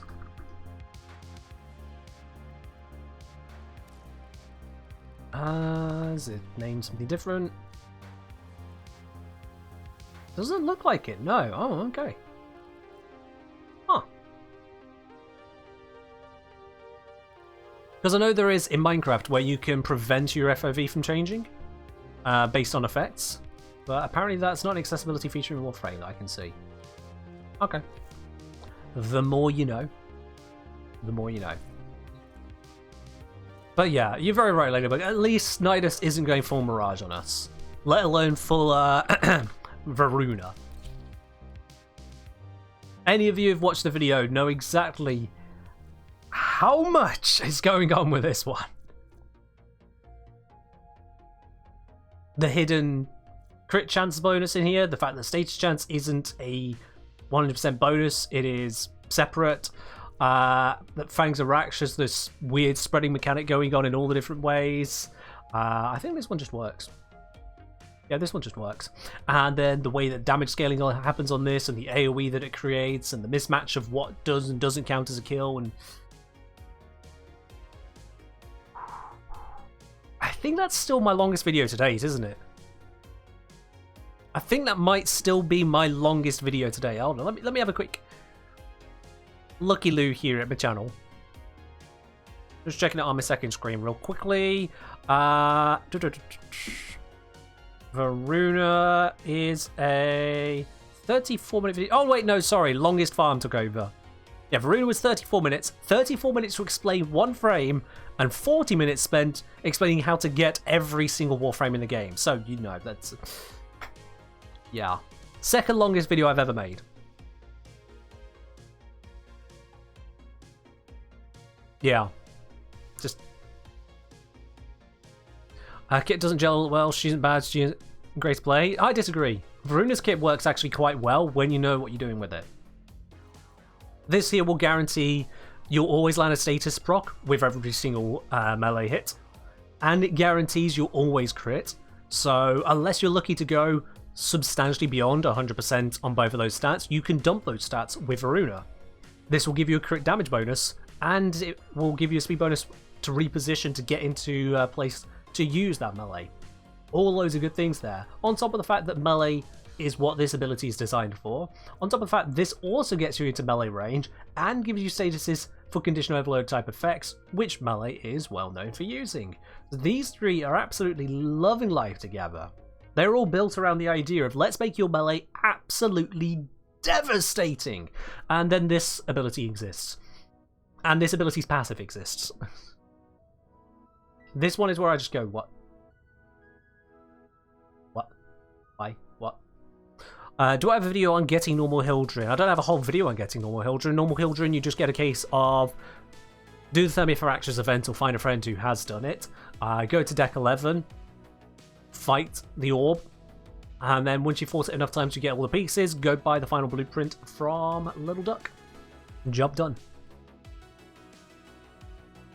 But yeah, there are some oh, is it deck 12? Sorry, deck 12, not deck 11. Deck 12. Where did deck 11 come from? I don't know. I don't know. Deck 12. The deck. The one. Let's face it, we don't actually find decks 1 through 11 anyway. Does the spreading status effect stack with the mecha set effect on dogs?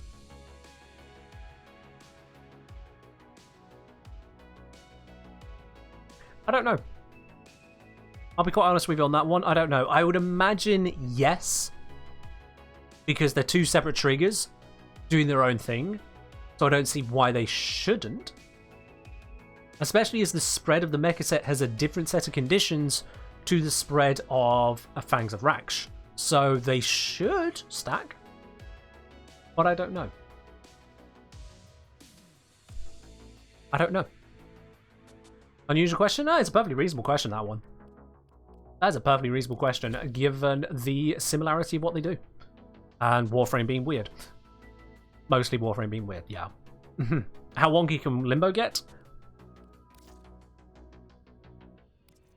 Limbo got nerfed specifically because of an event that D created where Limbo was the right choice. That's how wonky he can get. He was so good at his job, D went, ah, yeah, right, this frame that's existed for years? No. Yeah, Limbo is wonky by design. But I'll be honest, the way that his kit works, he actually just kind of does what he says. He does kind of work overall. Like, once you figure out what's going on with him, not a problem. It's not a problem. Where's one where I'm helmet something? There we go. Banish does what it says. Enemies which are on the same plane as you go onto the other plane from you. Job done. Stasis does what it says. Enemies stop. Unless they can't be stopped, they stop. Job done. Rift Surge does what it says. Most people don't seem to understand this ability. I don't blame you. It's a confusing ability. But basically, if enemies are in the Rift, they get surged. if they leave the rift while surged, they banish things around them immediately, which brings those things into the rift, and you can recast it then to continue to put out more surges. And then Cataclysm, it makes the big old bubble of rift. What's not to understand about it? So yeah, Limbo's pretty clear about what he does. It's just working with it that gets a bit wonky for people, I suppose. That and also these exist. That throws people off. Limbo's not that confusing. It's just got absolutely no parallel in this game. Nothing that really gets you into it. And for such an early game frame, that can really throw people off. That could really throw people off.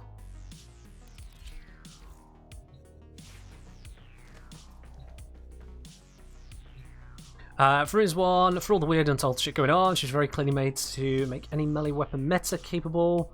Pretty much, yes, yeah, pretty much. You hand Varuna a melee weapon, it works. The lower its stats are in crits and status, the more effective Varuna is at turning it into a powerhouse. Pretty much.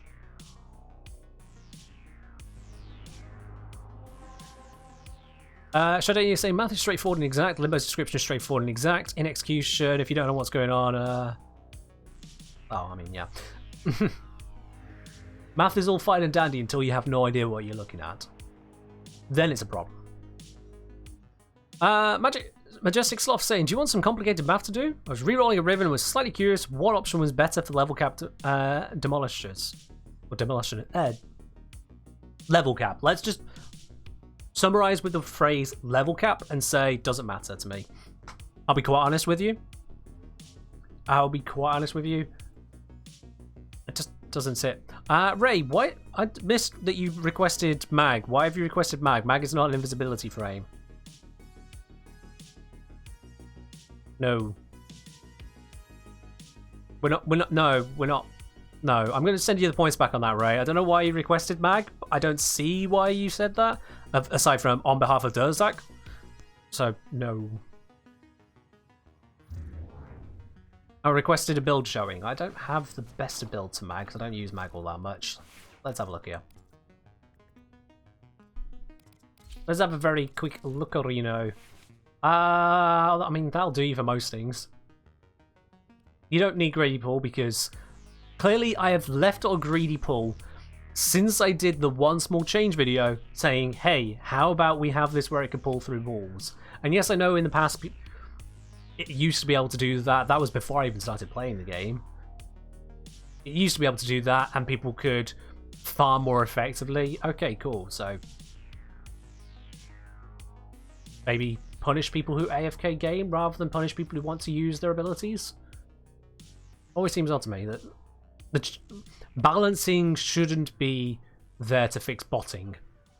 Anti-botting measures should be there to fix botting. Balancing is not how you fix botting. Balancing is how you piss off your player base if it's done in an attempt to fix botting.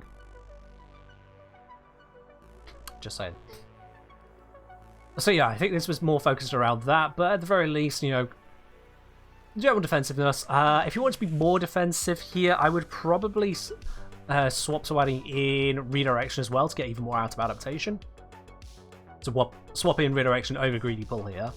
Otherwise, loads of range means very big magnetized bubble, which means you win. Pretty much. Will Diri force you to keep a build for every frame, do you think? I have no idea, because Deviri's not here yet, unfortunately. So I have no idea what it's going to actually be like. We've seen snippets, we've seen gameplay elements, but we know basically nothing about how it's actually going to play at this point. We have the larger overarching themes of the continuous gameplay of this, what do they call it? Wasn't the theatre? No, that's where Bomberstein came in. Whatever they called the thing, I forgot the name of it. Where we go and do the open world stuff, we'll have the Drifter will have intrinsics. These intrinsics do all kinds of things. We know that we'll be able to select some kind of loadout of a Warframe of weapons, and that's also tied into intrinsics. And then We don't know beyond that. We just don't know. At some point you use your Warframe, at other points you don't. And that's what we know. That's really what we know. So I can't suggest as to what you might want to build or what we may be forced into, because it's not here yet. Also, we'll be able to play a Stalker. True, yeah, that is a known. We do have that known.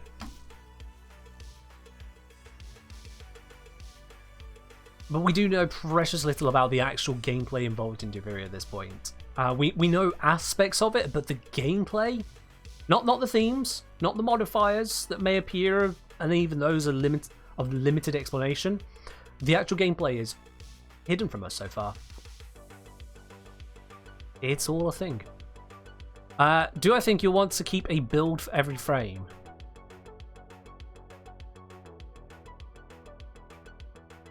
No more than before. If you have a frame that does a thing, then yes. Again, it depends on how it's going to play. It really does. We don't even know if we'll be able to take our builds in, or if we'll be handed builds. We don't know. Given that this is supposed to be content that new players can get into, whilst also apparently with the option to borrow gear, like to use gear that they don't have access to. If it pops up, it pops up. I don't imagine D would create that, but then also say, oh, but by the way, because you don't own Hildren Prime yet, you're going to have an unmodded one, whereas this content is designed for people who have it modded. That would seem weird. So we don't know.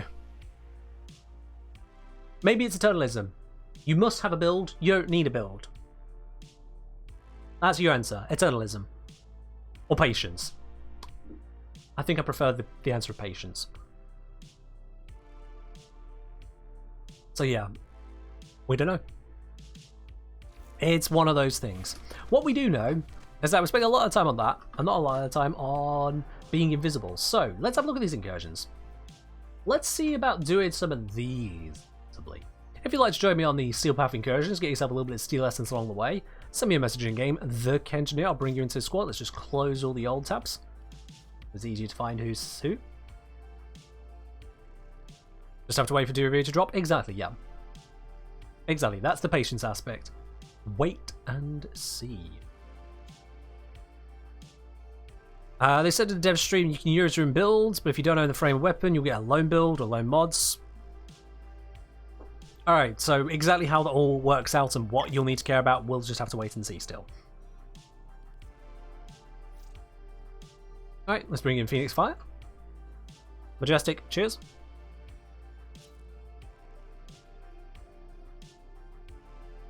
I know everyone wants to know, as soon as possible, what's going on with Diviria and how it's going to work, this, that, the other. I get it. As someone whose entire channel is all about teaching you what I can about what exists in this game, I get it. But we just don't know. That's like someone asking, when's cross-save going to be here? We don't know. Can't help you. Right, we're going to start with the mobile defense. You two are going to need to switch frame. Those are not invisibility frames. You are allowed any of the 7 frames which can go invisible in one way or another.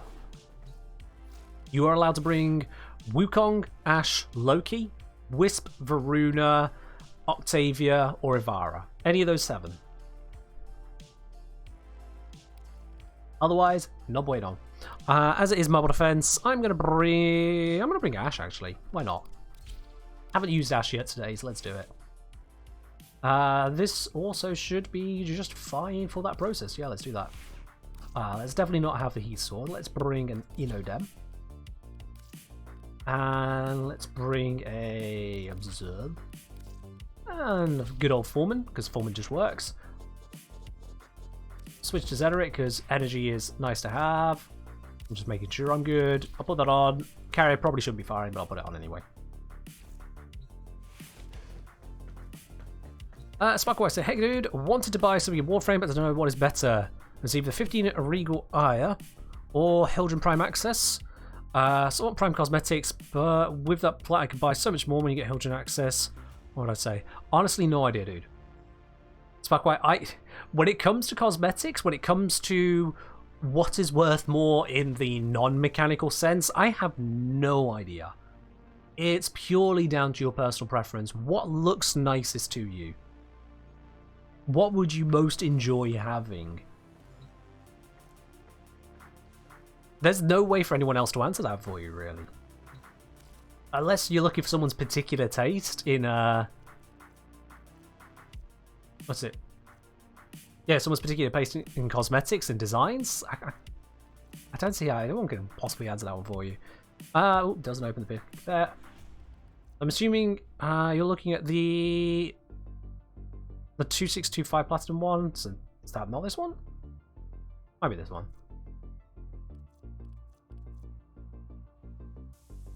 Take your pick. Honestly. With 15 Regal Ire, heading down to Vazia's stuff. Can I see from here Vazia's stuff? Prime Resurgence. Yeah.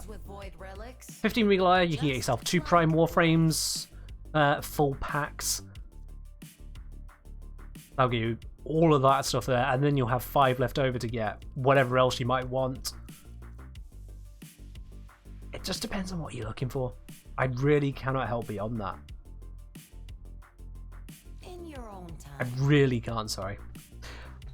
Alright then, why are we doing Invisible only? Because it's a challenge. Why not?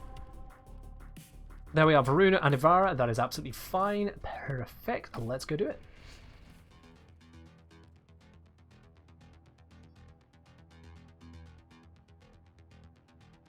Most of Prime Cosmetics says, Chillin' Charlie, don't look as good as other cosmetics in the game. Drifting buy for cosmetic, would not recommend. Just your opinion. I mean, to each their own. Really, to each their own. I can't weigh in one way or the other.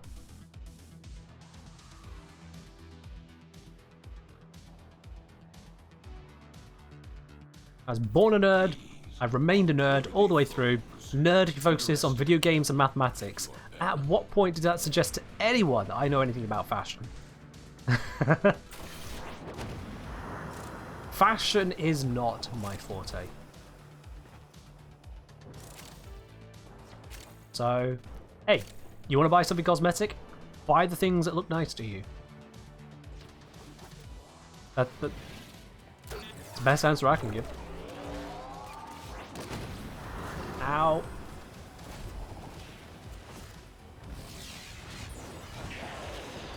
Now, at least we can see here, Ash, still good. Yep, still good. Takes a moment or two to kill those enemies, but it's fine.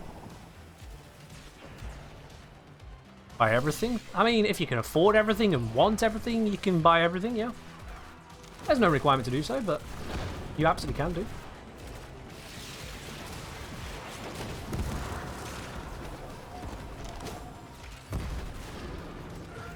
I don't see people summoning Carl very often. No particular reason, I just don't see it, I guess. That and I play a lot of solo off stream.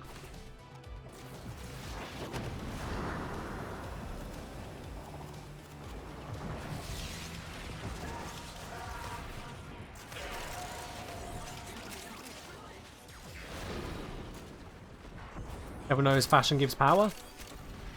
No, knowledge is power. Knowledge is power, that's the saying. Fashion. Fashion's just a statement. Area completed. Move on. Let's grab that. Yoink. Get to a terminal and prepare for enemy resistance. It's common in places like Hydron to see Carl. That'll be why I don't see Carl then. I don't need to go to Hydron. My days there are done. I will only go to Hydron if I need to record a clip on Hydron. Otherwise, I'm good. I've done my time. I've spent my hours there. I do not need to return.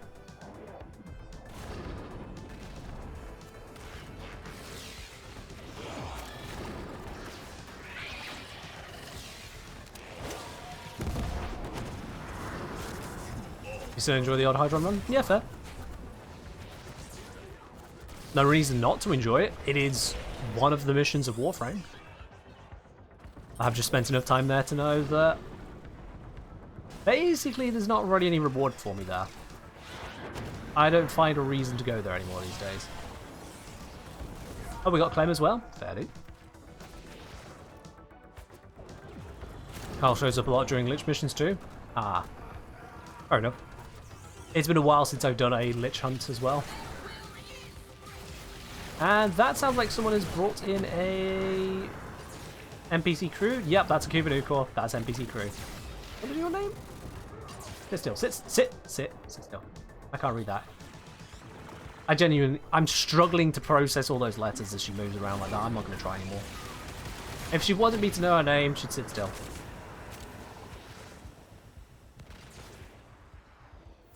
We are finished here. Move on. Oh, and we've switched off of a mobile defense to an exterminate for the last 40 enemies. Works for me. Could I explain Whack-A-Melon? We have someone initiated it. Well, first of all, it's the Voltamelon. As much as it is in honor of Whack, it is not the Whack-A-Melon, it's the Voltamelon. Voltamelon is a Volt which has watermelon-style colours, a pale watermelon at that, with a ephemera which has a wispy whiteness to it, which I've decided represents mayonnaise. The Voltamelon is watermelon plus mayonnaise, because a friend of mine who would join us on Among Us streams back when we used to do those ones, she would often be eating something during the Among Us sessions, typically watermelon, sometimes mayonnaise, and we decided that actually she was doing both at the same time. That's the whole thing. I saw that bubble on me. When fighting Malice, always watch out for the mag bubble that Malice spawns, or it will catch you off guard and kill you.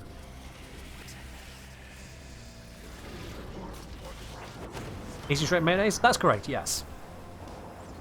Out of the jar. Whack is an interesting person. As the name Whack might suggest, they are an interesting person.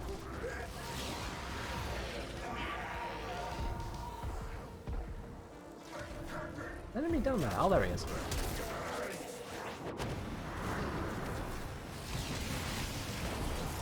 I looked away for a moment and got hit by that tiny little drone there. Okay.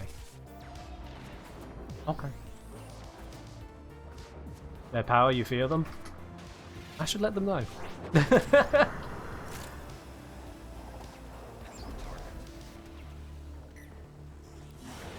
And we're done on that one.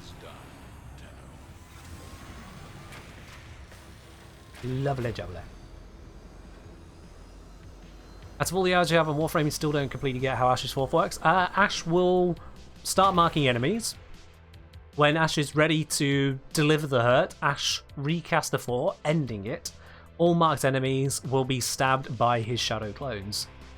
The damage the clones deal is based on the base damage of the ability. It is multiplied by 1/4 of your heavy attack multiplier.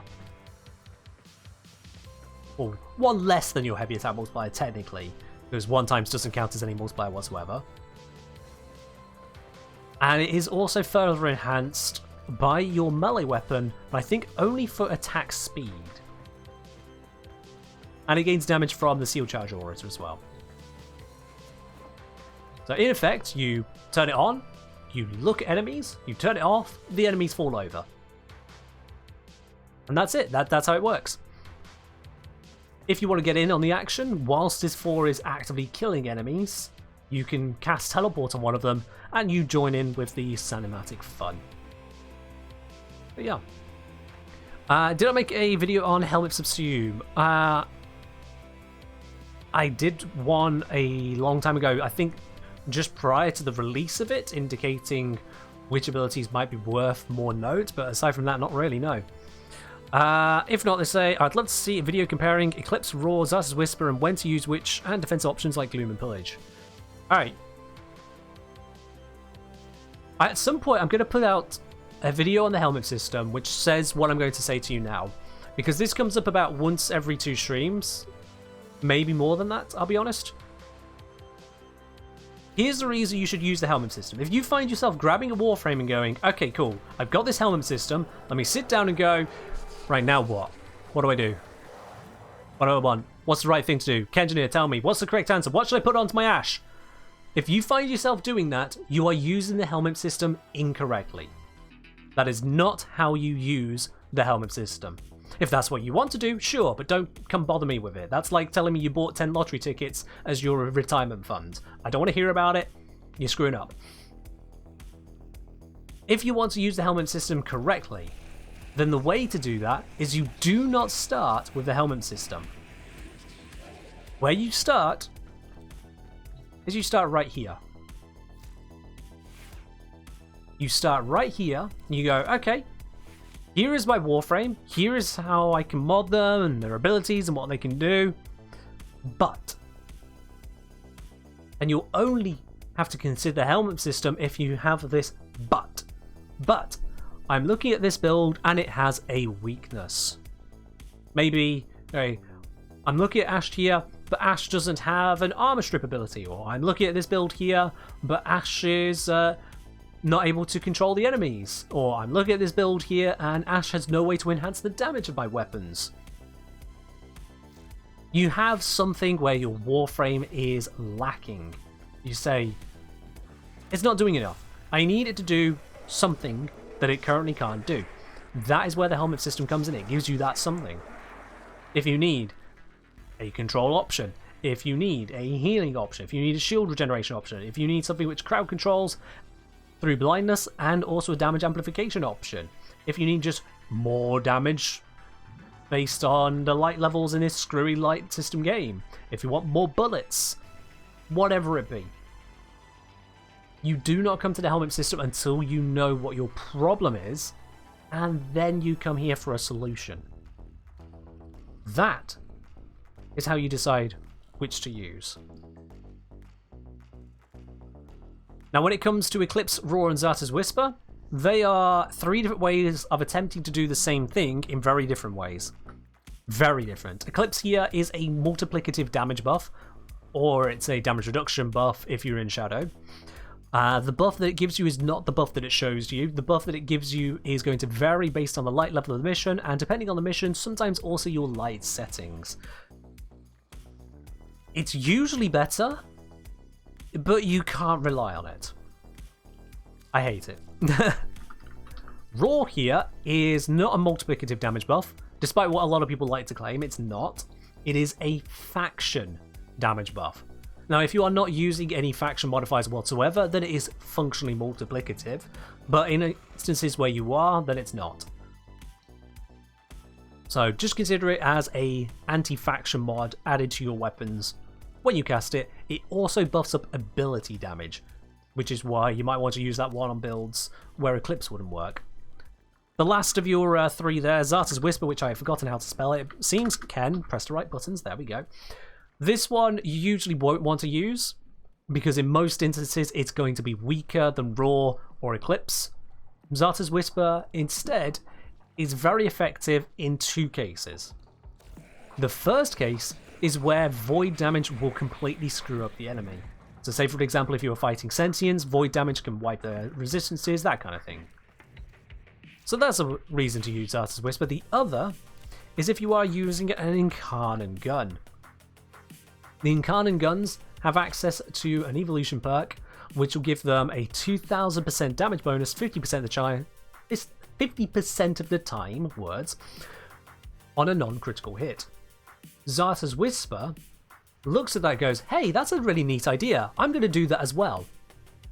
So when you have Zarta's Whisper active at the same time as you use this perk, there is a 50% chance that the gun will deal 2000% damage, and a 50% chance that it won't. On top of that, with both of those hits, Zarta's Whisper is there, and 50% of the time, Zarta's Whisper will also trigger this 2000% damage. And as Zob says, doesn't currently work on Incarnate forms, that's only on the standard forms, which is why in the Fel Arcs it's absolutely amazing because the standard form is better.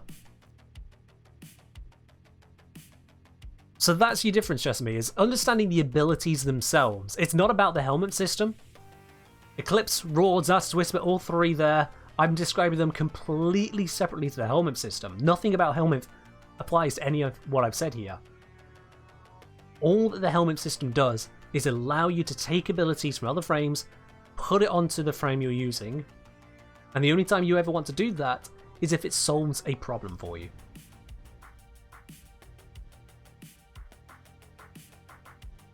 So to anyone, absolutely anyone, if you pick up a Warframe, you find yourself going straight through this door here with no plan in your head other than to try and figure out what to Helminth, walk back out the door again.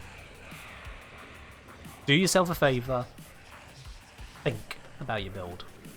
Or otherwise just copy a build off some YouTuber. I hear they have good ideas. Works for me. I copy off this guy called the Engineer. Absolutely amazing builds. Love them. Never let me down those builds.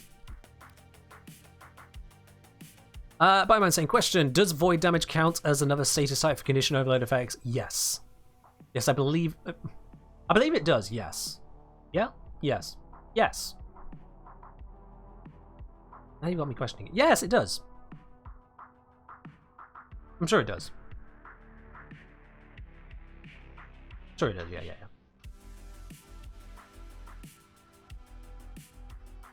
Majestic saying raw costs too much for builds. Zart's and Eclipse are better. And Zart's is consistent, simple outside of encountered weapons. Zart's is simple and consistent, yes. However, it's pretty weak in comparison. Like, if you look at it, the damage buffer that can give you and think that's the best option you've got available, maybe not. There are probably better things you can do in a lot of cases.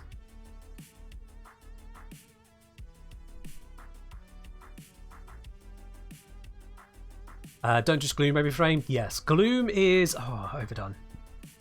I mean, don't get me wrong. Gloom is strong. Gloom is strong. But you don't need to put Gloom onto everything. You really, really don't need to put Gloom onto everything. Hell, you don't need to be using slows and health tanking and shield gate tanking all damn day. You can tank with your Rayleigh, for God's sake. I demonstrated this in Eurali's video. You could tank with Eurali just fine, and that is shield tanking. The very tanking that a lot of people love to keep saying over on Reddit especially doesn't exist in this game. It exists, it works, you can shield tank. You just need to have the appropriate frame for it. Different frames are good at different things. Who bloody knew? Seriously. If you measure every animal by its ability to climb a tree, the fish will forever feel stupid. The same applies in Warframe. To Eurali since when? Since I needed to do a build guide for Eurali, and that includes not having a triple Umbral Eurali on screen. The YouTube people were not ready for that. We leave triple Umbral Eurali specifically to stream side, because that's y'all fault. Alright, we're incursioning. Spy! Oh, that's easy. Yep. I mean, spy, invisible frames, easy peasy, let's do it.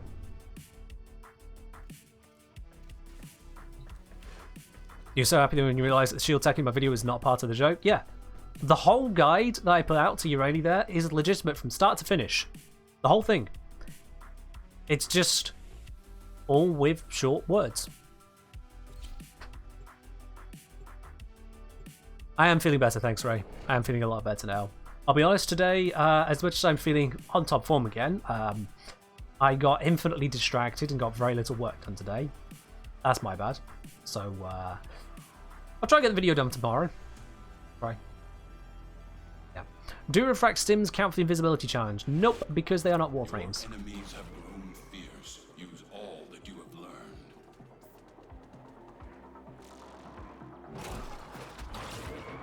Let's head on over to A. I think that Nullifier just took the Vazarin shield off me.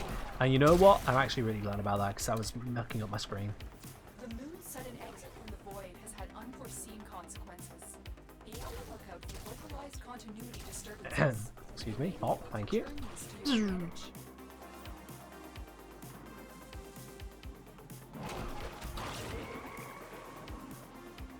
Man, this vault is so easy. Severely damaged. You can't get This particular vault is so ridiculously easy. Oops, and then I do that. Ta-da! Well, A's done.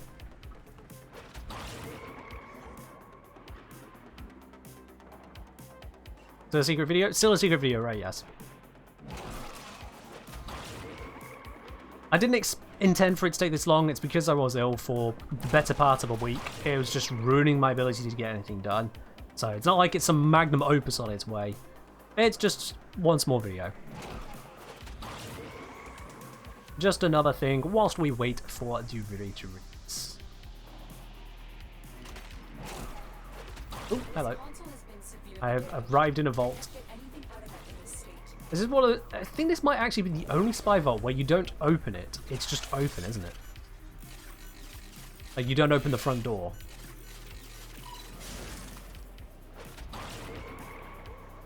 Lure spy without limbo? Yeah, plenty doable.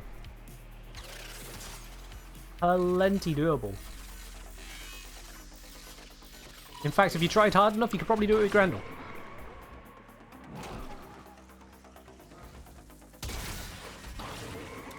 You can see here, Wukong is very effective at it.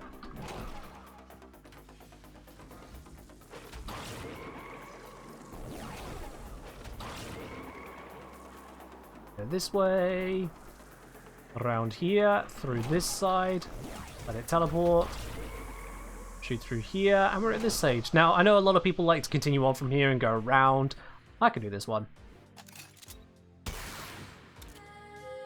4, 6, 2, 3, 5, 1. 4, 6, 2, 3, 5, 1. 4, 6, 2, 3. Oops. 5, 1. And for anyone confused there, I just number them 1, 2, 3, 4, 5, 6. Read it as I see it. Easy peasy. Easy peasy.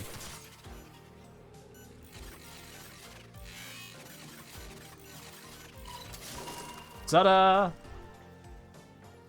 There's my exit.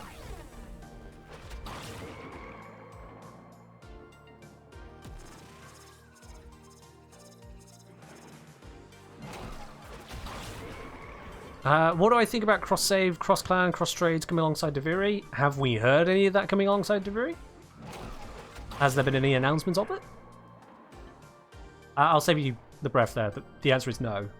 We don't know if they'll be coming alongside it, but D haven't said they are, so... I would imagine that probably would have been a bigger deal, unless they were just still seeing if it was possible. But suffice to say, we've had no information of it happening.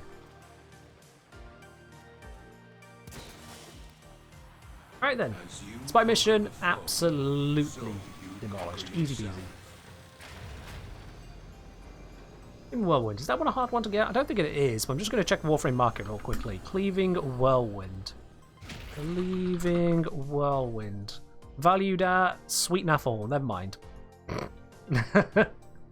Never mind. We could have hoped, but it was not a good one. Okay, next on the docket, a defense on the Kuva Fortress. Oh dear, okay. Alrighty.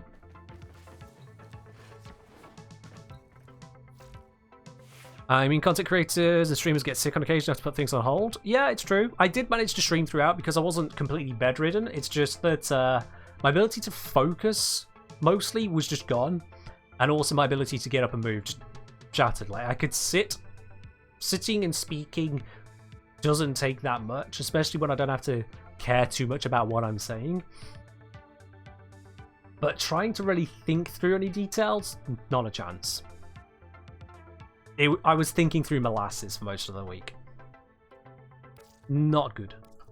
Right, I've been relying on Wukong too much here, so let's switch it up. Let's go for... It's going to be a defense. I haven't done Varuna yet today, have I? Others have, but I haven't. Let's bring Varuna. Yeah.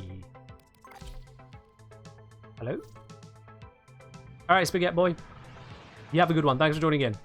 For anyone else curious, by the way, we have got slots open in the squad at the moment, so if you wanted to join in on doing these incursions, send me a message in game, the engineer.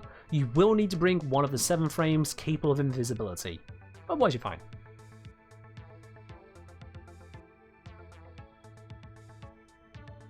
Product's been saying, in general, cross-trade is fairly unlikely to come anytime soon. The markets are fairly different with consoles and PC. I mean, to be honest, once upon a time, I said that cross-play wasn't going to happen. Partly that was based on the fact that console was getting updates well after PC. I didn't see how the two games were going to ever be in line. And then DE decided to start putting things in line. So, you never know. You never know. But for now, we don't know. That's the main takeaway. That's a takeaway for preparation for Delivery. That's a takeaway for what's Delivery actually going to play like. That's a takeaway for is Delivery going to be any good. That's a takeaway for when is cross save coming. That's a takeaway for what are the winning lottery numbers next week. We don't know. The art of combat must be practiced We will find out to truly master when it is time to find out. war. But for now, we don't know. I'm invisible for quite a time in this ability. I forgot about how long that lasts. Premier are going to do everything in their power to destroy the apparatus and All I salvage need the is just experiment. one enemy to get in range in the next couple seconds.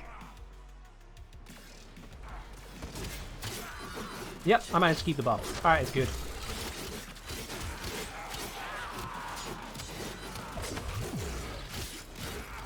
I forgot to activate my third ability. Now I have no energy. Uh-oh. Please give third ability. Does need it. There it is. Okay. Now I will be able to generate energy. And now I can generate energy. I have a flow going. Much better.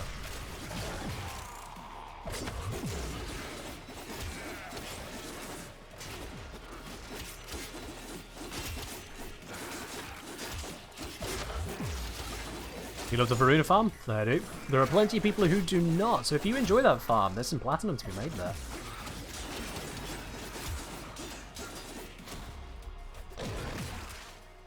Woke up. I am not on Naramon, so I'm going to be losing my combo between rounds. Wonderful. Okay, that does not count as a valid target for Shroud of Dinar.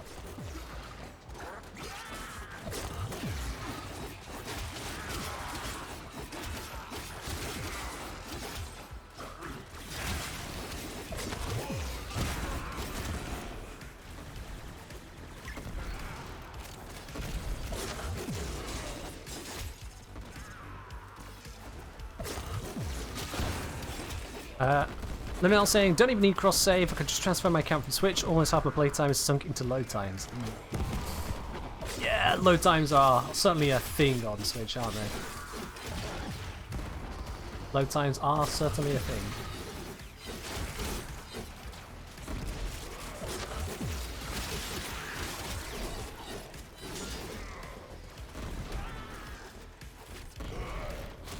Oh, that Kuba Brahma doing work. Why do the queens think they can win Kuba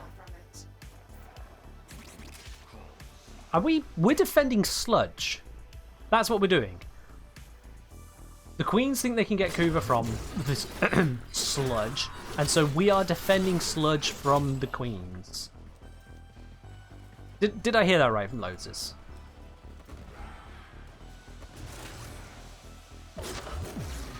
I did wonder what this defense mission was really about. I didn't realize it was that daft. But hey, there we go. We are the Tenno, we defend sludge. Make of that what you will.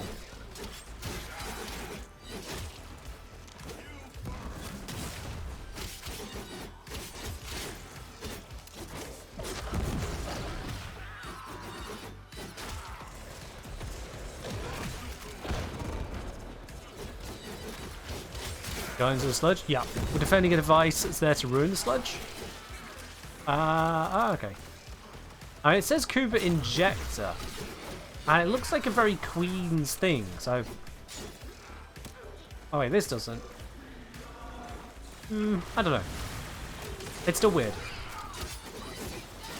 It's still weird.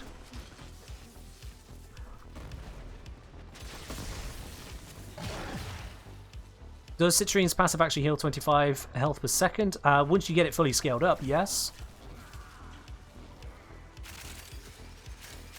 When you had around 20 what? It starts at 5 health per second, and then it goes up by 0.1 per second for every health orb you pick up, I think. I think it's 0.1.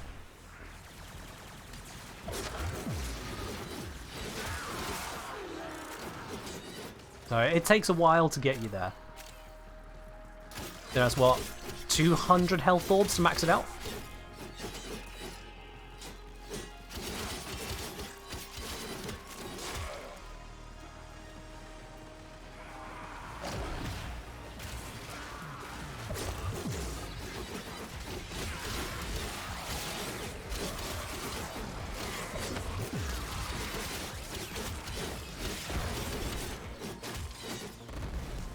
I mean, the other ones, Ladybug, when you say some naked guy in a coffin, we're protecting a Tenno operative in a cryopod.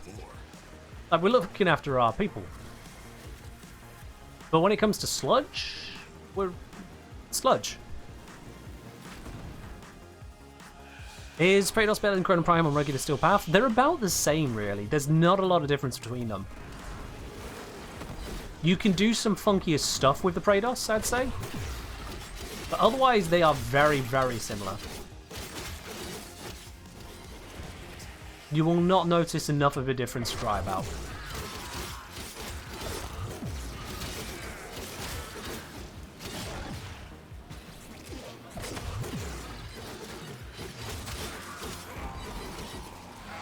One thing I really dislike about this defense mission is the amount of traps and everything that appear. And so half the map suddenly becomes somewhere you just can't stand.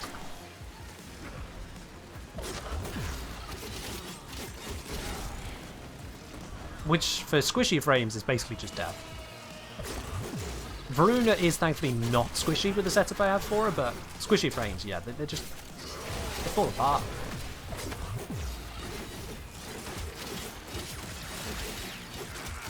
Sludge can be our people too if we tried hard enough. I would like to say that we are not the side of sludge. Like, of all the things that we don't need to put into our arsenals and whatnot, I think we're fine without sludge.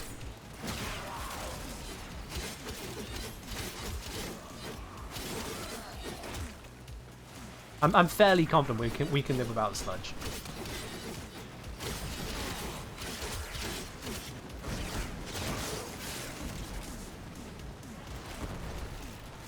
I wonder if that central zone is a clean ground for us or enemies. Given the electric traps that spawn, like here, I can tank it because 90% electricity resistance and all that shenanigans, but for frames it can't. It's a clean ground for frames. Oh, mission's complete. Okay, cool.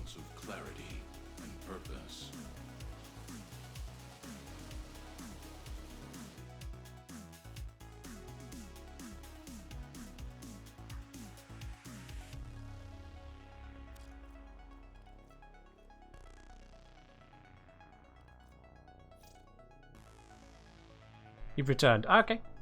Bring you in. We have 2 more left. We got another defense, and then we got an interception. Okay.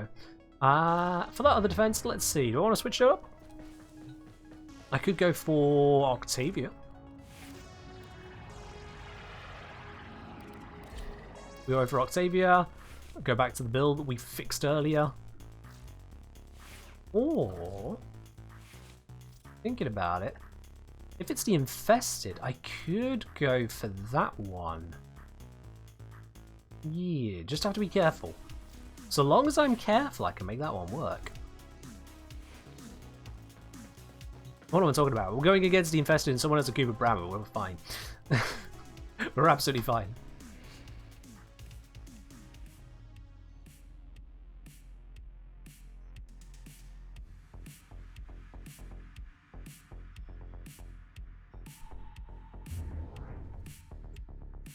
Lovely. We're loading ourselves in right now, chat.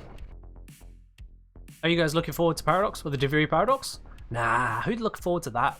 Big old update that we had trailer for years ago, waited with bated breath for. Why would anyone be looking forward to that? These foes deserve your respect. Silly idea. Honor them with quick deaths. Clearly, we're more interested in the next skin being added to Fortnite, you know? Yeah, gotta get that, Hey Siri, what's a topical Fortnite skin to talk about? Never mind, I don't have an Apple phone. Siri's never gonna respond.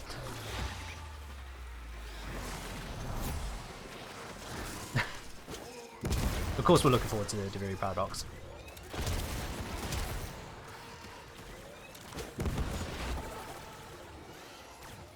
Alright. The orb is set up, so if anything gets close enough to smack it... Ah, yep. It'll smack them back. Beautiful. Does anyone else struggle with the Carl group to see which ones are enemies? Even if you're fighting the infested, suddenly having Corpus and Grenadier running around, does anyone else struggle and end up shooting these guys instead?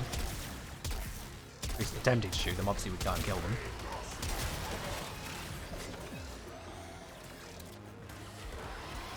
Even having one marked as an ally doesn't really fix it for me. It fixes the one, but, you know. There's still things moving around in a very non-Tenno way, and Brain said shoot. I've been trained over years of shooting the not Tenno. You can't just then suddenly hand me not Tenno and expect me not to shoot them. Same for invasion missions? Oh yeah. Invasion missions, we definitely go through just shooting them. If it weren't for friendly fire being turned off, nothing would be alive in the invasion mission. Just nothing.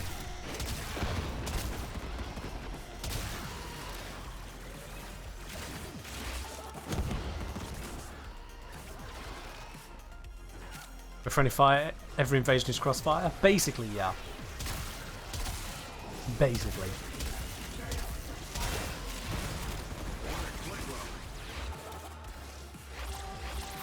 Oops, I accidentally doubled caster 3. My bad. Oh, I should have let that one get to the orb. Nope, they're dying too quick. If the enemy lives long enough, it can slap the bit there. If it slaps it, everything that comes into the zone will start dying to that damage as well. Radiation? Well, I suppose if we got radiation procs, then yeah, we'd have friendly fire on. I think more accurately, it just turns off friendly identification, and therefore everything just dies.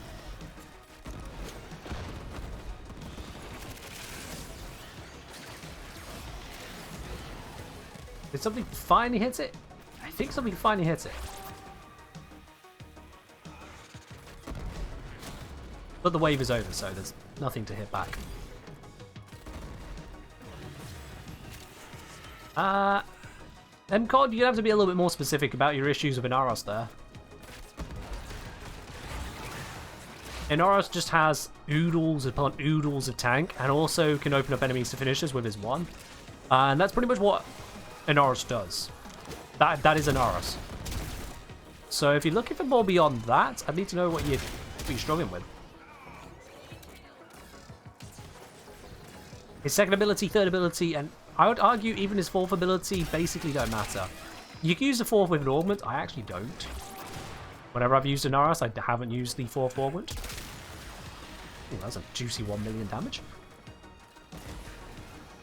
Yeah, Inaros is the ultimate in smooth brain tanking.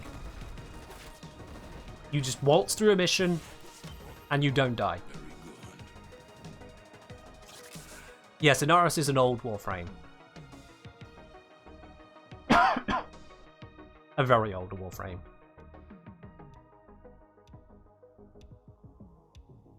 Sure, Flo, send on it over. Real quickly. Send over your looks. We'll have a look at one of them for you. Yeah, Naros is the frame you pick up if you just don't care, basically. If you just want to be playing a shooter without having to worry about what your hit points are doing. That's pretty much an arse. In high levels of play, you have to think a bit more, but if you're in high levels of play, you clearly do want to pay attention. That is a very bright mirage. I don't know if you actually have one Archon Shard on or not, but it's telling me you have one and you enjoy looking at it. And Mirage, that is inappropriate. I don't think the Shard consented to that, Mirage. That...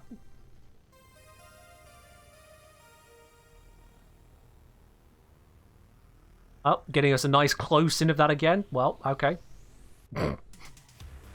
This game. You have 5 reds, not 1 blue. Okay! Amazing! Love it. Well, at least we know you have the ephemera. I don't think I have 1 blue on my Mirage. Maybe I do. Maybe that's what it's picking up.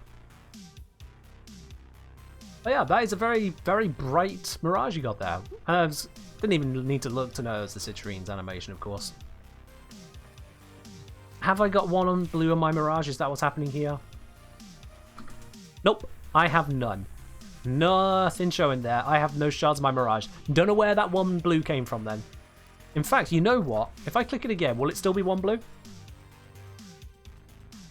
It's still 1 blue. Okay, yeah, no idea what's going on there then. No idea why it's doing that. Warframe! Yeah. It's a thing.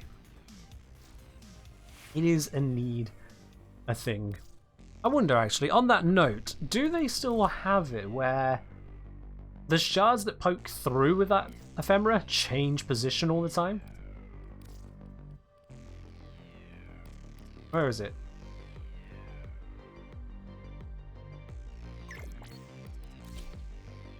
Yeah, so we got 1 poking through there at the moment. So you can see now I've got these shards. I'm poking through at the top of my sign downer. In the gap of it, there's the azure and an amber one. Okay? And now if I just, I don't know, switch over to Galaxian Vandal. And now I've got 2 azures popping through. And the one at the top is an azure when previously that was an amber. So it's 3 azures, 2 ambers showing at the moment in the order. And now if I switch back to the full min, it is azure, azure, amber, amber, azure. Okay. And if I swap over another weapon, it is now amber, azure, azure, amber, azure.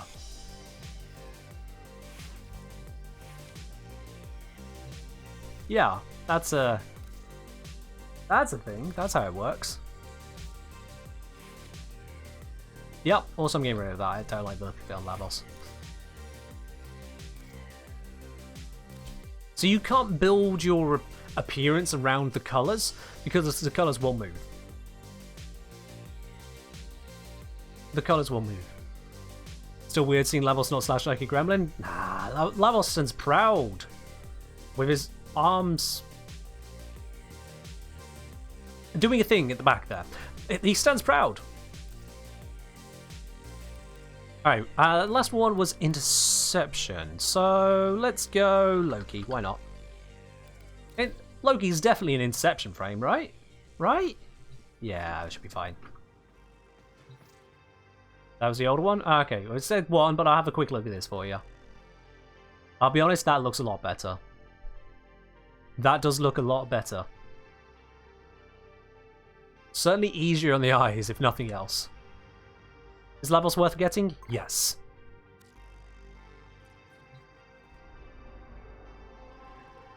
Right then, so, Interception against Lugineer, let's go. Oh, wait, we can't go. Nope, what is that? Spaghetti. That is a Mesa. Mesa is not a stealth frame. I don't know if you used that last mission. If you did, subscribe to the channel or I'll ban you. I don't know, something like that. That's what you're supposed to say, isn't it? In any case, this is invisibility frame time. Switch. Thank you. Alright then. Now we can go. No! Alright. I saw that.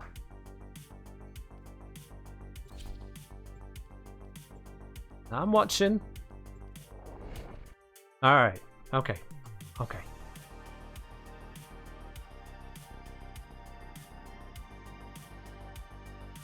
Alright.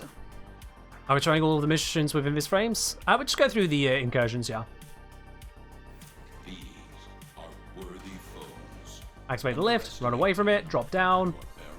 I get here first. Fun fact, that's how this lift works. I don't think there is another lift in the game where you can do that, but that particular lift, it's faster to skip it. Like, send it off and then just jump under it. Because, of course, Warframe.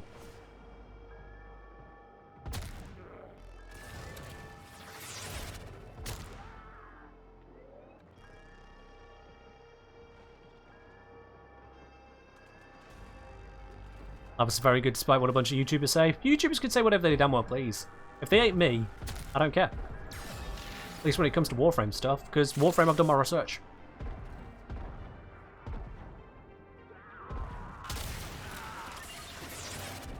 I have the guts to tell you that Lavos works, Urani works,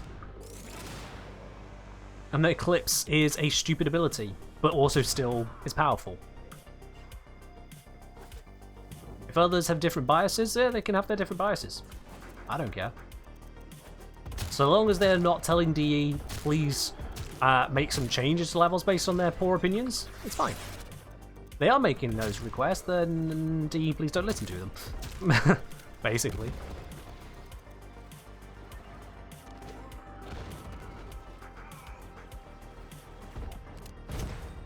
Fair do, Flo, fair do.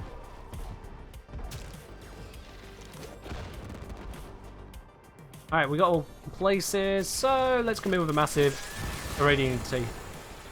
Not irradiating, just general disarm. Didn't put irradiating on. It's broke. Well, not broken, it's just wrong. Get him off that. Where's the other one? Where's the other control panel? I forgot where the other control panel is. Oh, it's here. Alright.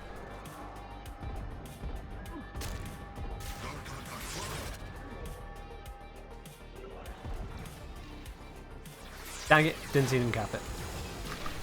Whoop, quickly roll through that with my massive amount of roll. You could say Loki has a big role in this mission.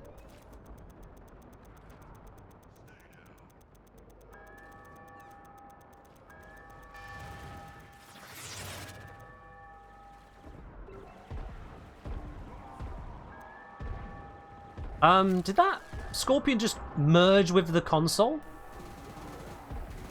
Did y'all saw that Scorpion that just ran across here, zip, gone. There was definitely a Scorpion there, and then there wasn't.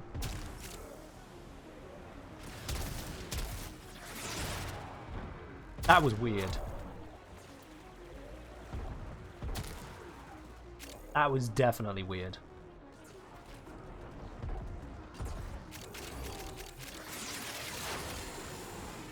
Do a quick disarm of the... Oh, he did not slam there! Stupid slam. Whatever, I'm gonna go defend this spot again.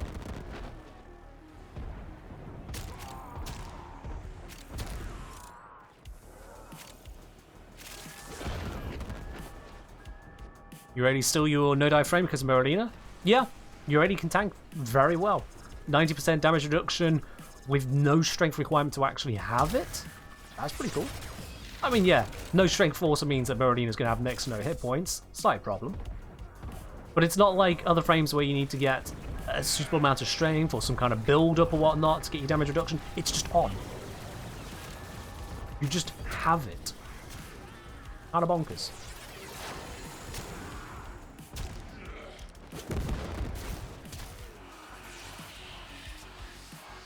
Torment is here to ruin our day. Or have his day ruined, as the case may be. I will just keep defending.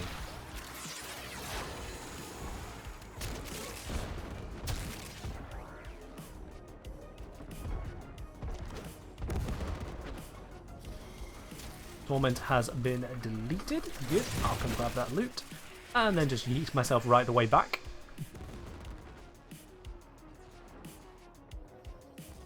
Can you post Twitch clips in chat? You'll need to get permission first to do so. I'm in the midst of a mission, so you'll need to see if there is a mod around to do that for you, if they feel like it.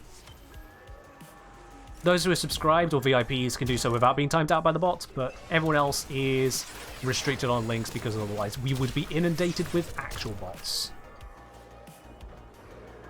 And no one wants that. Who's my favourite frame? Lavos. Oh wow, my aim was terrible there. 3 shots in a row I missed. Okay, it doesn't count if they blow up as I'm shooting them. That's not a missed shot. Oh, that one's friendly. I was wondering why he wasn't taking damage. Oh. Balls to it. This one's a 2-rounder? Oh, okay.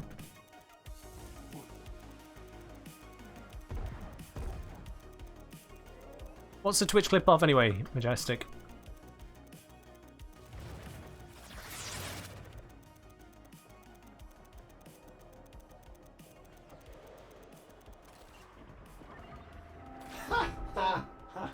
Another pun? How humiliating.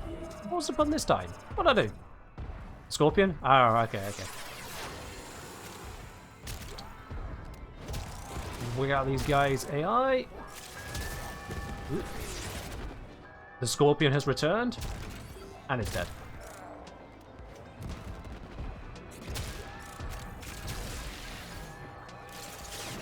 Stab. Get off. Nope, you get off as well.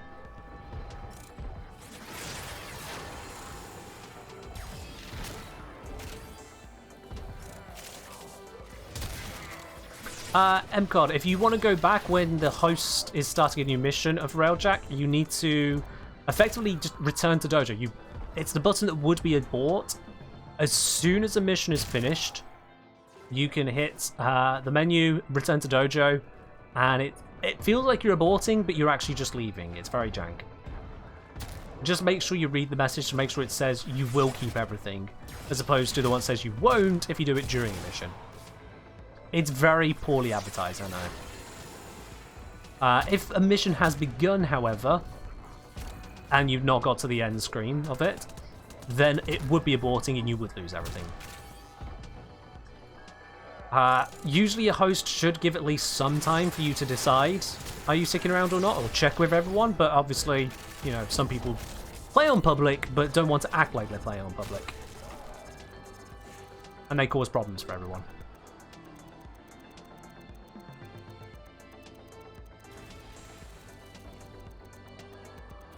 Whilst I do this real quickly, let me just permit Majestic Sloth of Doom 245. I'm running out of time. God, nearly died giving you permission to post a fecking link. Go ahead. There we are. We're all good. That guy was so gormless, just stood there. No idea what was going on. The smoothest of brains in that at NPC. Okay, now there's a load of them. I don't like it. Oh, using the console. No. Go away, go away, go away, go away, go away, go away, go away, go away, go away, go away, go away. There's so many of them on this one location. What is this?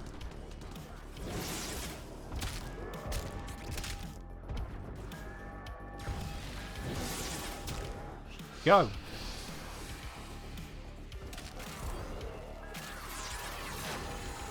Has the ranting of D mistakes and bad frames stopped now? Yeah, it's only a short bit, very quick. If you dip away from the stream, we don't continue on the same topic for 10 years. You'll notice what topic is the topic by what we're talking about. I think I just got struck by lightning. In-game. Just to be clear. I'm not just nonchalantly taking the literal forces of the earth. IRL.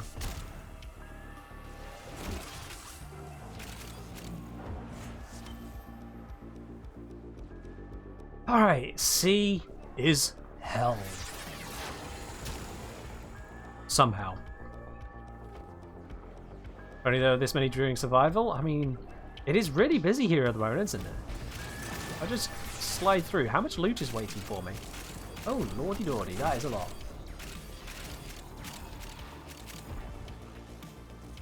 No, no, no, I see you, I see you.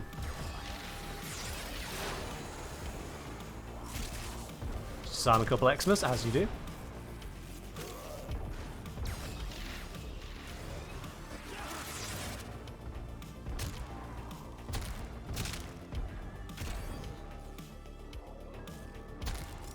And we are holding. Oh, wait, no, no, no, no, no. Still holding, haven't lost C. All the others have been captured, but I haven't lost C. Literally giving it everything I can here to hold together. Actually, I'm not giving it everything. I'm just using the Foreman. I don't think they still have their overguard on, though. Let's check. This guy here is overguard. Nope, didn't stop him. So no, you can't radial disarm through overguard. I just shot them enough that they lost it. Whoever's shooting over this side, I appreciate the assistance, but there are other locations that need defending. This one is good. I am here.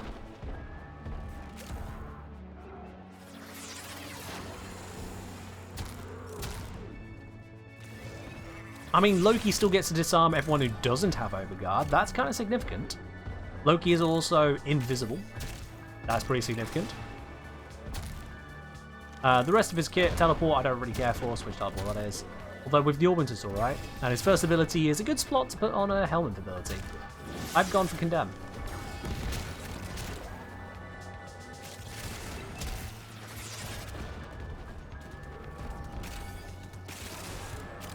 There are again explosions in my face, but C is being held. It's fine.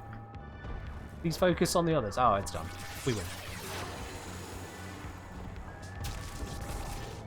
We win.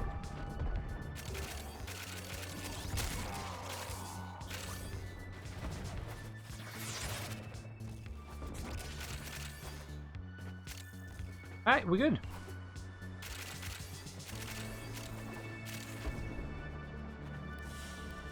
Is this a dual galvanized mod Foreman? Yeah. Yeah, so it's got galvanized chamber and galvanized aptitude on it. Absolutely. A decent amount of focus, not bad.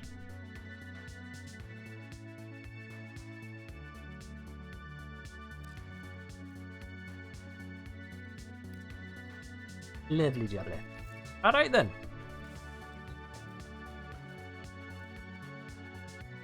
You can also teleport the Xmas hacking the console onto the electrified rails. Fair. I wouldn't want to put myself on the electrified rails too much, but fair. And that is the entirety of the Steel Path incursions. So, Spaghetti Boy, Phoenix Fire, thank you very much for joining in on those. Enjoy your extra steel essence. We smashed through it. We absolutely smashed through it. Alrighty, so I think at this point I've proven pretty conclusively with just invisibility based frames you can still complete sorties, Archon hunts, Steel Path incursions. The missions are a doddle. Those 7 frames are perfectly sufficient for you. Yeah, Zom, it's permit. Is permit. Again, do you have a ruck? What's a ruck? RUC? What's a ruck?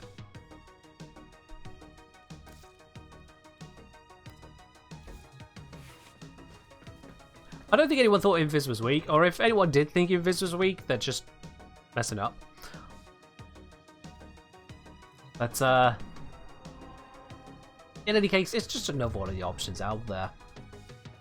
Like I say, anyone who believes that shield gate tanking is the only way to handle higher level missions is someone who has not actually properly tried handling higher level missions. And yes, Steel Path counts as higher level.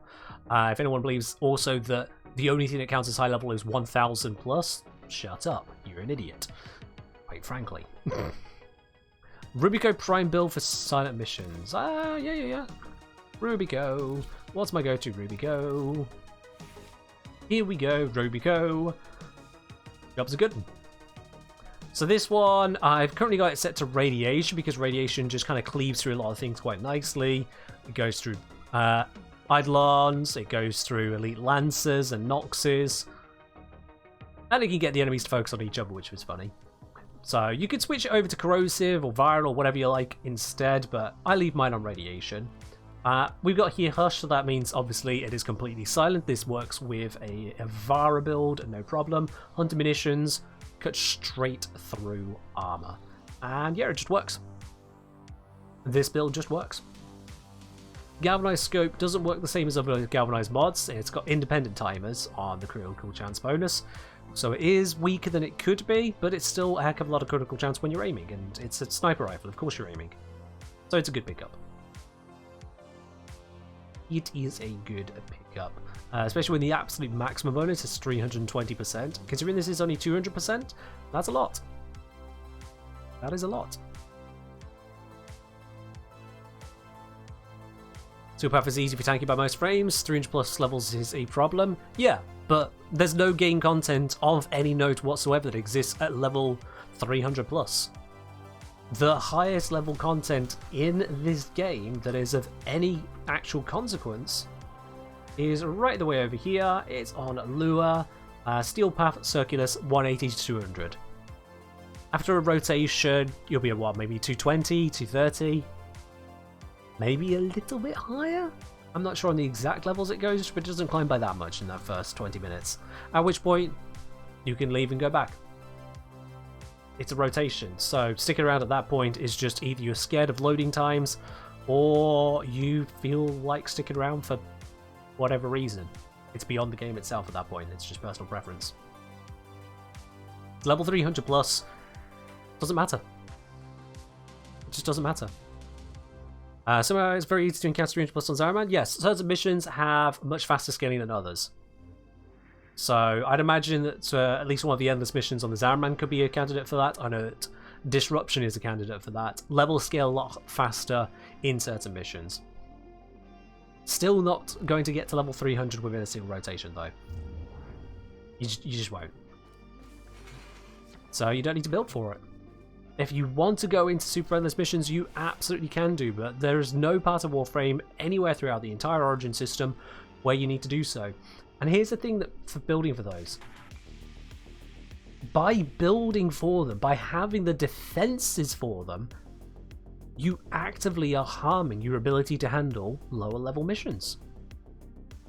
Say for example, you're looking at cracking open relics. If that was your goal, to crack open relics, sure, you could crack open relics on the Steel Path on an endless mission and do so endlessly until you're up to level cap. If you wanted to do that, go right ahead. I can't stop you. If your goal is to open relics, that is a terrible idea. Because you are going to be a lot slower at killing the enemies. You're going to be a lot slower at therefore opening up the relics if you're anything other than a sheer timed mode alone. By focusing more on the defense to survive at endless level, you won't have the same amount of offense or utility to handle the easier levels. The go-to nuke builds, for example, that work in ESO, don't work in Endless, not because they're bad builds, they just don't have the defense. They have enough defense to handle the missions they're designed for. That's min-maxing. It's not just maximizing, it's also the minning. Having just enough of the stuff that isn't actually getting you towards your objective. Enough defense to survive. So I do just continuously look past the so-called endurance missions. There's no point in them to me. If you want to do it, do it. I don't want to. I don't care for them. The level scaling just becomes bonkers and ruins most options for builds. And yet if you want to exist in them, you can just squat as Octavia.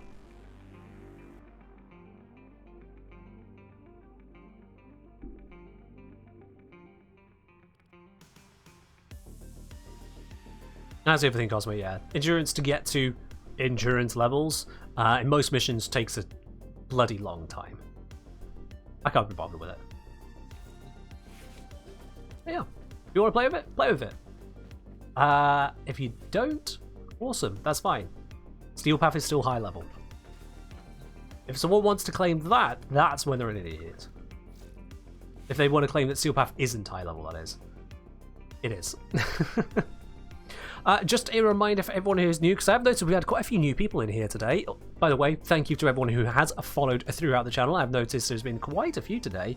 If you are new to the channel, we do run a raffle every single Wednesday and Sunday here on the stream, because those are Warframe streams. Raffle today is for 75 platinum. So if you want a chance at winning yourself a little bit of platinum, make sure you grab yourself a ticket by typing !ticket into the chat. And that'll do the ticket for you, literally. That'll do the trick.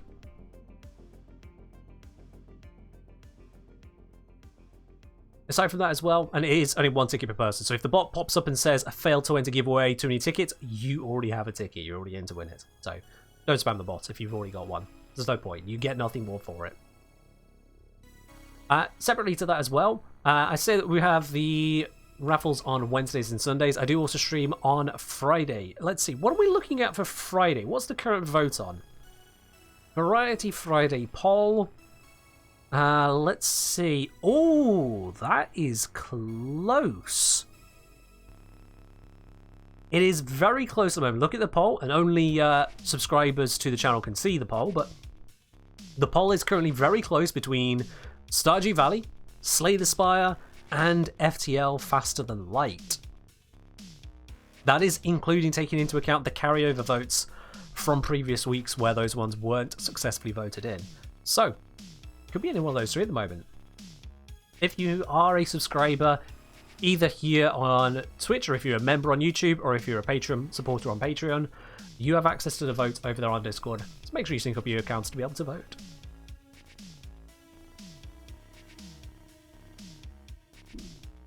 Yeah, don't worry, Majestic. If you ask the bot for a ticket again and it tells you you've already got one, it's fine. It's just to avoid the bot getting rate limited on its messages by Twitch, it's preferable to not spam the bot.